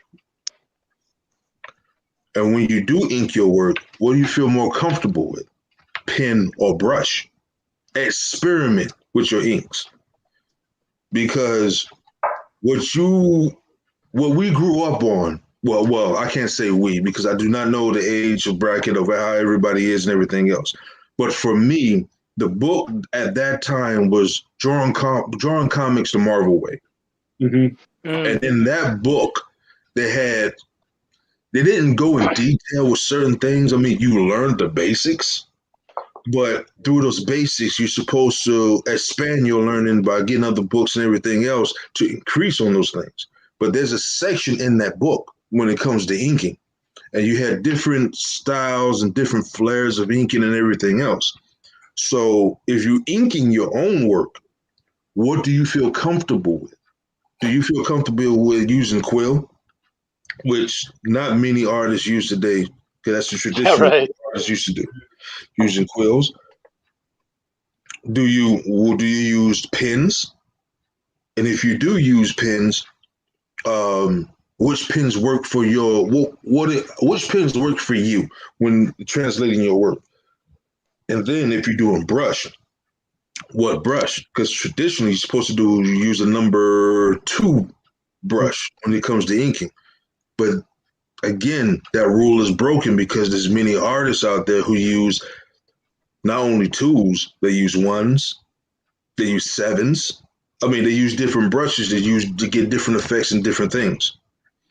So you have to figure out if you are an artist who's going to draw and ink your own stuff. then you got to know what tools work best for you. And that's the thing. Those are 3 tips that I can give you, anybody, who's being an inspiring artist or an artist who's trying to feel like they are, who wants to elevate and grow even further than where they are.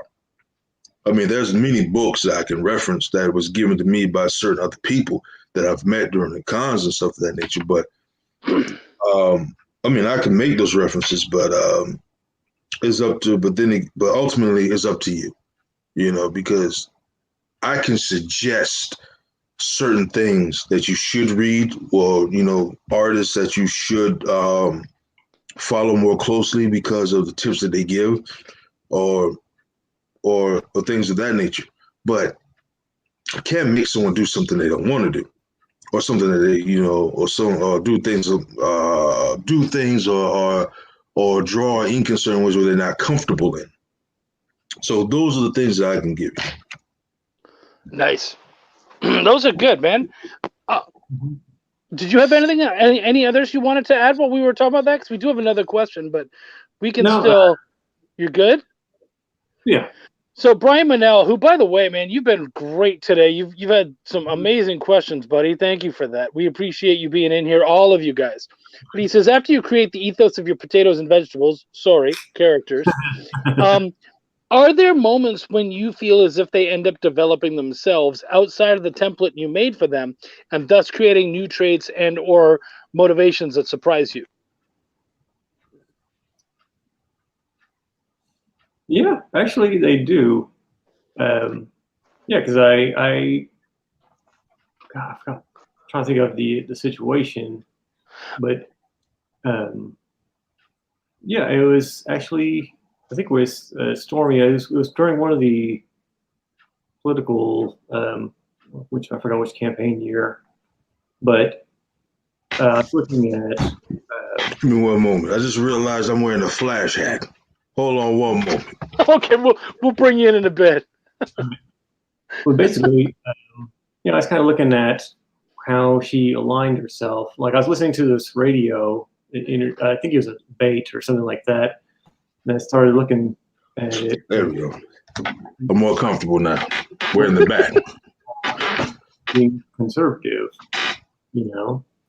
And I started exploring different traits of her character and her family upbringing as far as being in a farm. And that's generally kind of a more conservative area. And I don't know, it brought up some interesting ideas about how her family life would develop as a result of that, that political belief where, family sets of values and things that I hadn't really considered, and it gave me just that much more fuel to put into the story and tweak the script a little bit here and there, that maybe we can steer it in that direction, I would even say, having watched it basically from you had 1 done and 2 pretty much done, to then going on to 3 and 4, you're able to kind of see that evolution of all the characters. Especially, I would say the one that kind of evolves the most actually is especially from where you started to where they are now, is both, I believe it's Cassie? Yeah. Cassie and Crystal. Mm-hmm. Yeah. I would say, because you very much knew what Stormy was like. But I would actually say, and feel free to call me out here, but as both a fan, an editor, a friend, someone who's seen it, especially Crystal was a little more kind of one-dimensional when you first sort of brought up the idea. And I would say that more and more as you're moving forward, and very much the same with Cassie as well, we get to see a lot more of who that person is, what fuels them. So you know what, Brian, I would say he is definitely doing that, but also in your own writing, if you're doing it right, I do believe that your characters will evolve and take on a feeling of your own. I think it's very important for those moments to do it, because it means that you're serving the characters and not the story. and the characters create the story. They are the crux of what you are making. Yeah. And sorry, go ahead. Okay, well, I was about to say, like, I think a really big influence for me was Buffy the Vampire Slayer. I mean, their Which Buffy? cast was absolutely great. The show. Yeah, the show. I thought you meant the movie. Yeah. Nobody remembers the movie. Hey. But for me, the Scoobies were the best part of the show. Like I think the poll that came out, it's like, who would you want to hang out with most? Everybody ranked above Buffy. Nobody on Buffy, I think, was like the bottom of the list pretty much. It was either Willow or Xander, because they did such a good job bringing these characters to life in the support system for the main character that you could have a lot of fun just watching those side characters, versus everything that happens to Buffy, Right. Well, and there were even moments in Buffy where, she was dead for short periods. She was out. There was other things going on. And you were able to enjoy those side characters. Faith. Michael James said Faith. Absolutely. You were able to enjoy those side characters because so much had happened to them and grown, and they had been a part of that. And so, always remember your main character really does kind of run the show, so to speak. But those side characters can really change things. So if you're paying the right attention to those side characters, they can add so much more depth. And I would say that in Stormy, we very much... Leanne says, dude, spoilers, 20-year-old fucking TV show. Oh, girl, I love you. Shit. I was like, I remember being at a show where they were doing covers. This band was doing covers, and this was, bands, they love the dark humor, and they this band ended up doing. I was working in a bar, and they did this really great Nirvana cover. And afterwards, the drummer decides that he's going to actually speak for once, and he after the song, he's like, "Hey man, yeah, that was Nirvana. That was one of their old hits, before the Shotgun." And the crowd goes fucking quiet. And so I yelled out, "Tune!" And everybody fucking laughed. And it's like, this was in 2016, 17. And even like 20 years later, everyone's like, oh, dude. So, yeah, I guess spoilers for a 20-year-old show. It is a thing. But yeah, man. No, if you're doing your characters right, like we said, all these side characters and whatnot, then it really does help to fuel it. And I've seen that an awful lot in your work. I love the gaggle of girls that she kind of has around her. They all do very much have their own voices, their own feel. Casey, Jesse, who this is something that we haven't been able to talk yet. There's a French pop star. Yes, Oddshine. Outshine, and that's a real woman. Yeah. What happened was every year I put out a Stormy costume contest, and one of the prizes was to be make a cameo or something like that in an issue of Stormy. Well, this woman, Oddshine, she entered. She won. She looked great, and it turns out that she was a singer. She's a French pop singer, and I was like, cool. I know, while I'm researching and looking for photos to get her face and stuff like that, I decided to contact her and ask, hey, my character is a songwriter. I need lyrics. Can you help me out? I was wondering if we could use one of your songs in an issue, and we did. And she sent me the lyrics, and it's in issue number 3. So like whenever you look in the book, you'll see a little QR code. If you scan that with your phone, it'll take you to where you can actually see or hear the song and download it. So, she can get her little, kickback out of it, and I get free lyrics, basically. Wait a minute. So you mean to tell me Stormy 3 is going to be a hot selling item because there's an actual pop star who not only co-signed and gave you permission to use the lyrics to a song, but she's also in it? Mm-hmm. Yeah. I ended up. Sign me up. Where's my issue right now, damn it? It's done. It's out there. It's already done. I'm working on number 4. Yeah. Actually, I need to come up with what performance is going to be in number 4, because in every issue there is going to be some sort of musical interlude or something like that. I mean, I think this one is going to be a little more personal.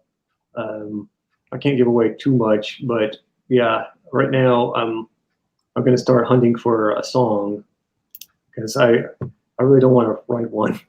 you know. All right, funny. okay. There's one thing I want to say before anything else is that Trish said that thank you for sharing your words of wisdom.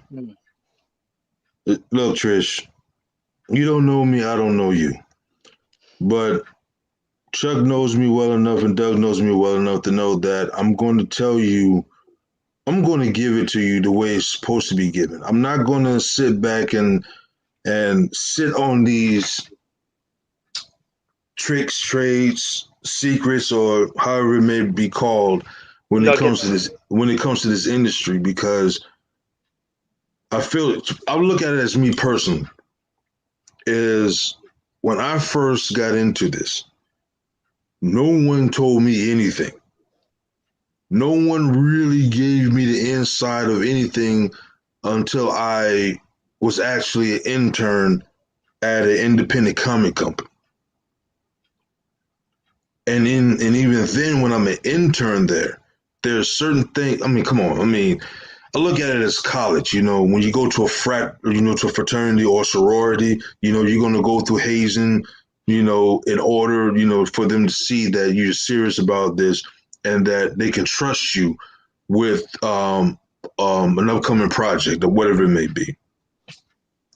Now, I'm not going to, any information that's given to me by pros, semi-pros, whatever the case may be, or anything that I pick up on, I'm not going to sit on it and hoard over it like I'm some damn dragon, Smaug, or whatever the case is from Lord of the Rings or whatever. No, I believe, and this is just me, this is just my personal ethos, is that I'd rather give that information out because I am not afraid or timid that someone is going to outshine me. Yeah. I don't care. I love the business. I'd rather for people, young men and young women, or old men or old women, or in between, however it may goes, if they want to do this, then I'm going to give them the information that was given to me. Yeah. So that way they can be a little bit more prepared for when they step their foot in that water. And then when they and once they get into that water, they know what to look out for, or they know what to do and what not to do. Well, and I think that's why it was so important to me personally to have a show like this, so that we could talk about these processes, but talk about, businesses. I love that people are asking kind of behind the scenes questions. Those are really important too. And they're not necessarily things that we immediately consider talking about because it just, I don't know, it just doesn't come up as often, but it's something that we're always, or quite often open to discussing and bringing up and helping along. I remember one of the big things when we were doing that first show, Doug was there with me, and he saw me day one. I was freaking out. Friday night, and I sold like 4 books. Hold on. Are you talking about ACC or Big Texas? Yeah, ACC. Yeah. It was my first show, ACC. It was my first show. I sold 4 books, and I have an editing mentor Steve Cole, amazing dude. And he messages me and he says, "How'd you do?" And I said, "Well, I sold 4 books." And he said, "That's fantastic." And I said, "Look, dude, I appreciate you saying that. I really do. Thank you so much. But you don't need to fucking placate me. Let me take the loss. I'll come back tomorrow and I'll be stronger." And he said, "No. You don't get it. It's a 3-day convention. Nobody sells anything on Friday. Friday is a dead day. People show up, and especially when they have that weekend badge, all they're doing is looking and going, who am I going to buy from on Saturday and Sunday?" And so he says, almost nobody sells anything on Friday. The only people you're trying to sell is the people with Friday-only badges. And I was like, oh, shit. He said, so the fact that you made 4 sales is huge. That's the kind of shit we don't know walking into this. That's the kind of questions I want people to ask and the kind of information that we should all be trying to give out, because that changed my outlook. It changed how I looked at the whole rest of the weekend. And Doug can tell you, from that moment on, both of us knowing that and being aware of that, we fucking just slammed through that weekend. Oh, yeah. We did really good. For two guys who... Remember the rule? Go ahead. We have a rule. You don't sit till you get 25 books. That's it. That's it. You set a goal for yourself and make that hustle happen. It will happen, And believe me, sitting down has never felt so good. That's true because, ladies and gentlemen, normally I would come in here and just crash the party for Doug. Be the tanned version of Ryan Reynolds, but. Tonight, it's a special night because I don't really get to enjoy time like this with friends so much. And when I do enjoy time with friends like this, whether it be in person or like this here, I enjoy the company. Mm-hmm. So, again, I would be happy to share the knowledge that has been passed down to me, that I will pass down to every other person that will ask me. But it's Doug's night. This stream here is about Doug. So, Doug, I ask this question of you, my friend. Okay. During the process of this whole thing here with Stormy, from the creation and now to the publication side of it, how hard of a road, I should say, was it for you to have the finished product and publicize and get in the public, put out there on the stands for everyone else? How hard of that process was it for you? Okay, well, I definitely say the heavy lifting is not the creation of the book. If your heart is in it, it will come easy. The hard part is convincing other people to take a chance on it. Marketing is probably 3 times harder than drawing the book. That's the way I see it.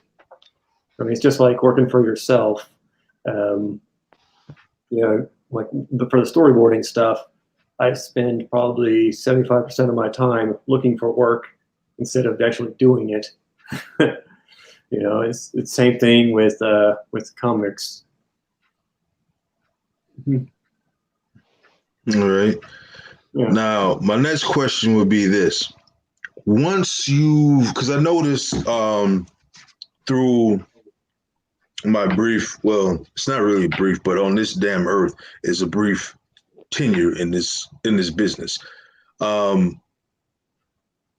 What do you see your Stormy? I know it's kind of a corny question because this kind of question's been asked when we was kids, and it was asked when we was teenagers by some of the most random ass people that we ever met. But what do you see? Correction, let me back that up. And how do you envision Stormy to be 5 years from now? Well, I would like the comic book to continue, and hopefully I'll be close to double digits in 5 years. But I definitely want her to be picked up by a publisher and sent and put into the hands of many more people start to live in their heads as well. And I also see her reaching beyond comics. Actually, that's something that I'm going to be working on this year, is putting together pitch packets and hitting up my contacts. I've been doing storyboards for probably 8 years now, almost 10. Oh, yeah, I guess closer to 10 years. So I have, I've started to build up some clients and some contacts, and I want to start, seeing which way I can go, or if they know anybody, or producers or whatnot. And also, there's a website called Stage 32. It's basically a social network for film professionals, and they offer like different services. Like you can pay to have your script read and have a consultation with a producer or whatever. And that is also something I definitely want to do, but it's also kind of pricey. So, you're basically buying your way into a place at the table. Okay. It's going to hit big, Good. All right. Okay. Do is buy Stormy now and help me fuel my dream. Put her on the screen. There it is. you can Work on your pitches, man. Work on your pitches. Woo! Yeah. But you can find her at stormycomic.com. I don't know. Is there a way to type in links over here? Or? Yeah, man. Here, you know what? I'll. You know what? Let me put it up here. You sit back, Doug. You sit back and you write down all the information. I'll handle the pitch. Let me handle this for you right now.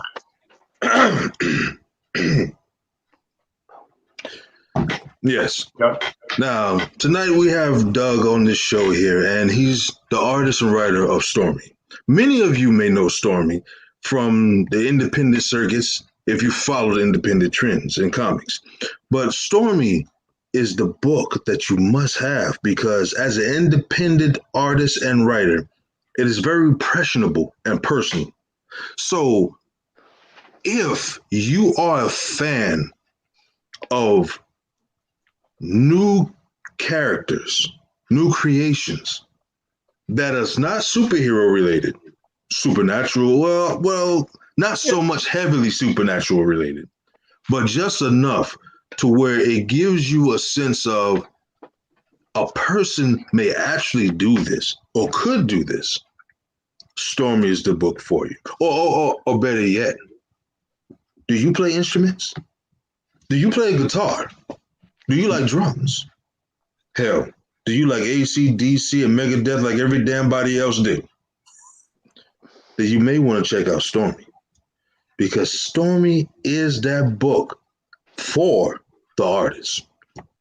It is that book that musicians dream about having of them in their profession. So if you're a musician and feel as though Stormy is the book that speaks to you, then why don't you go check out Doug's website? Read on Stormy, read her adventures. And when you're done, comment on it. Let them know what you think. Let them know what you feel. Mm-hmm. And if you are a musician, let them know that there are certain things that you may want to see or for him to elaborate on later, possibly in future projects. Show them your lyrics. Oh, yeah, that's right. I'm always looking for lyrics, too. So if you're a songwriter, here you go. I told you, that's what he does, man. We can work out a trade. Like I said, if you have a song that's already out there, and if I feel that the lyrics match up well with what's going on in Stormy's life, I will put a little blurb of the lyrics in there, but also include basically like a little credits area where people can scan it, and it'll take them to whatever link you have to get access to that song and download it. Mm. That way, we're both now, before we close off, somebody asked a question. Which one is that? Actually, there's two. There's a couple. One is asked about a webtoon. Would you like to have a webtoon of Stormy? You mean animated or just So still Webtoon frame? is actually web comics. Okay. All right. Oh yeah, that could be interesting. Yeah. I don't know what all programs you would need I to it happen. so I mean, if it helps me get her out Right. and more eyeballs, I'm willing to check it out. Webtoons is a lot of what I would say from an editor standpoint is Webtoons. There's an awful lot of eyes. Like there's like 15 million users on Webtoons, so it's a big deal. But one of the really, really cool things about Stormy as a comic book is this man right here, Doug Brown, is an amazing panelist. The panel, his panels and his panel work on a page is so dynamic.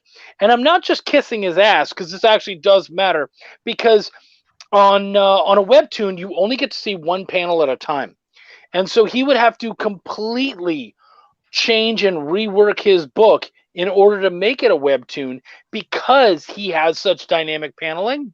So I honestly believe that I don't think it would work as well. He would almost have to redo it in that style, and I don't know that it would translate as well. Okay. But certainly, it is a fantastic book, and could work there. Is this the other question you were talking about? No, there was a Christmas. Yeah, put Nah, together. no, that was the one that I was referring to. Is Me that the one personally. you? That's the one I was This one? referring. Go ahead and put it back up. To answer your question, is there going to be a Zombie Fairy Tales 2? This is the first time I'm saying this. The only other person that knows this is Doug. So as of right now, from that cover being shown to what I'm about to say, is this Zombie Fairy Tales title book that we're working on for Antarctic Press is considered a Zombie Fairy Tales 2. Reason being is because I wasn't behind the first Zombie Fairy Tales, which was just a one shot. I came upon Zombie Fairy Tales as one of my very first tests, so to speak, of where my abilities art-wise have grown. When it came to Zombie Fairy Tales Snow White, Zombie Fairy Tales on the Dead Sea, and the third Zombie Fairy Tales title book that I did for Antarctic Press. This Zombie Fairy Tales book is personal to me because it was the first title that I was given from an independent company to work on for them. And I put everything into it. Mind you, a lot of people ask me, did I do all three? No, I didn't. I wrote all three. I wrote and drew 1 and 3. I did not draw 2. All credit goes to David Hutchison for that. I did layouts for that. And he asked me about certain changes to layouts. And I was like, look, you can do whatever you want to do. I mean, David is one of my mentors there at Antarctic Press. And he did the whole thing as far as the whole art and everything else for 2. This Zombie Fairy Tales book, it's kind of hard for me to say this, but this Zombie Fairy Tales book through AP is my last Zombie Fairy Tales book that I'm doing for Antarctic Press. I'll do anything else, but this will be my last. And the reason being of why I said this is my last is because this title was the first thing it wasn't the first book thing I've done for a book through AP, but it was the very first solo book that I ever done for anybody, for any company whatsoever. So this is sort of like my farewell to whoever picks up the torch next. Mm-hmm. Because I figured that a book that I've done that helped me become better and progress better. And obviously, if you ever go back and search for some of the stuff that I've done for Antarctica Press, and I've done some terrible stuff, please don't look that shit up. But the latest stuff that I've done is a hell of a lot better. Certain stuff I'm more proud of than others. And this particular book is the last one I'm doing because I want someone else to come behind me, take the torch, Phrasing. and race for that damn, for the finish line, and do it better, do a hell of a lot better than I ever did. And with this Zombie Fairy Tales book, I asked Doug, do you want to write it? Doug asked, would it be cool that, my bad, not Doug, Chuck. Why the hell I'm thinking of Doug? I'm thinking of Doug with AP. Did you ask Doug first? I was like, holy my shit. bad. I'm sorry. I did not know that. Look, I did not cheat on you, you fat bastard, all right? So stop it right there. Now, my bad. Chuck. I asked Chuck to write it. And through the process, I wanted William to ink it. And the reason being is because if you was to see William's portfolio book, and this is something I'm not speaking out of my ass about or jerking anyone off with. If you was to see his portfolio book, and if you was there physically while he's presenting his portfolio book to the heavy hitters in the industry, and they tell him that, man, why are you not working for a title for Marvel or DC right now? Yeah. I wanted him to ink it because that would be not his first published work, but it will be something that he's done from page 1 all the way to the last page. Oh, yeah. Something that he can add into his resume. Yeah. And through the process, Doug comes in and he does the cover for the book. He didn't do the jealous. cover.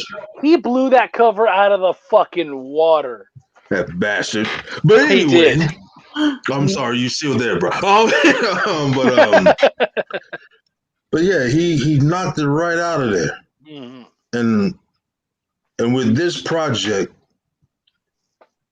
it is collectively something that that I want to leave with people, but at the same time, I want to have people be happy with. Something that, it's not often that you get a lot of artists from different genres to work together from the same state. Can you put that image up, Chuck? I want to show some of William's work. I mean, he wasn't able to join us today, but yeah, his inks are amazing. Mm-hmm. Let's see here. I remember actually going, just like I think a week or two ago, going to the comic shop that he works at and seeing that directly on his tablet and just being like, holy shit, dude. Yeah. His marks are amazing. And actually, I brought up the cover he did for Stormy, and just the amount of texture that he brought to life in this mirror frame is amazing. Mm-hmm. Yeah. Like when I originally did this, all these marks and stuff like that, these little nicks and little pits in the window or the mirror weren't there. It looked like a kind of like a new mirror, and he aged it for me and just knocked it out of the park.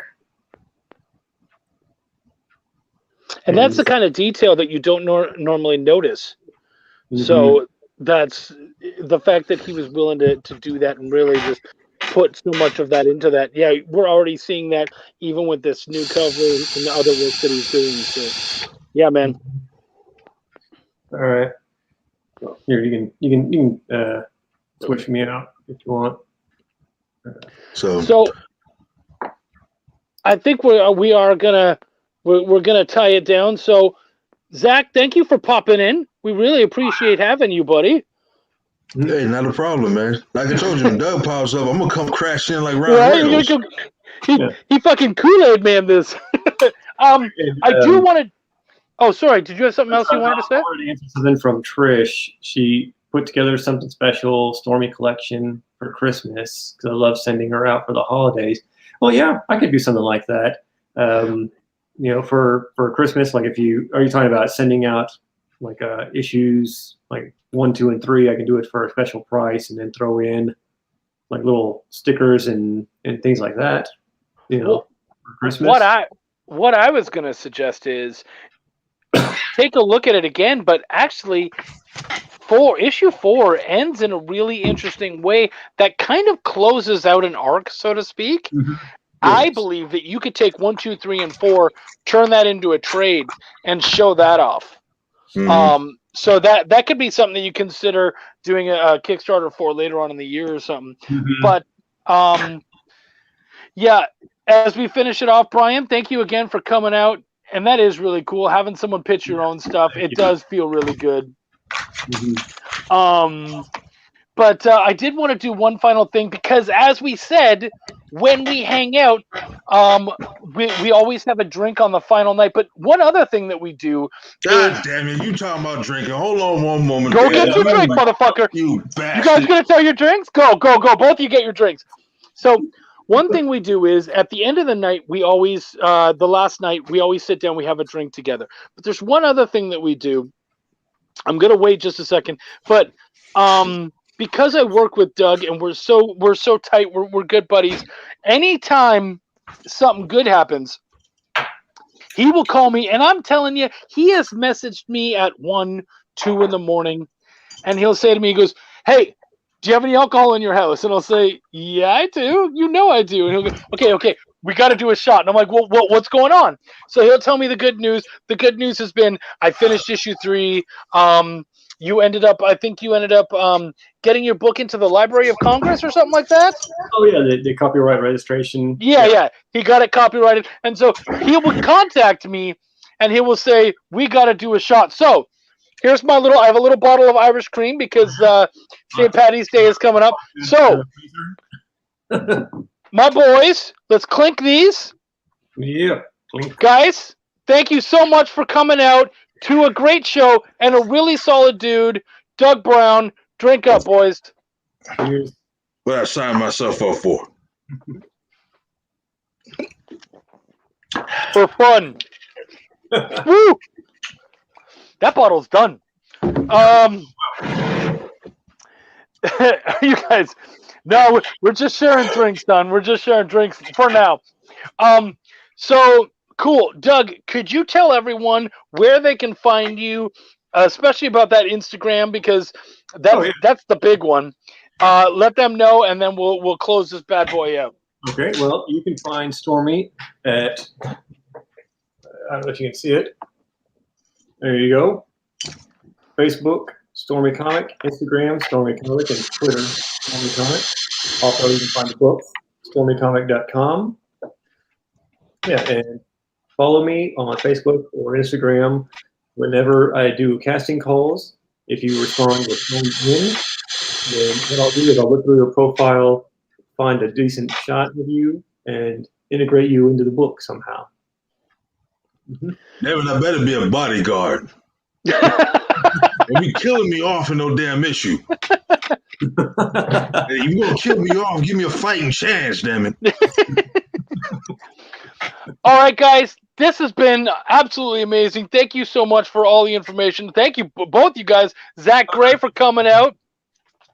My man Doug Brown for dropping. Remember that very rare occasion. I will remember that. I'm sure you'll pop in at some. You'll Kool-Aid man us another time. I'll bring Will Wolford on here or something, and you'll slam back into it. So, thank you so much. I love these guys so much. They bring the information, but they also bring a good time.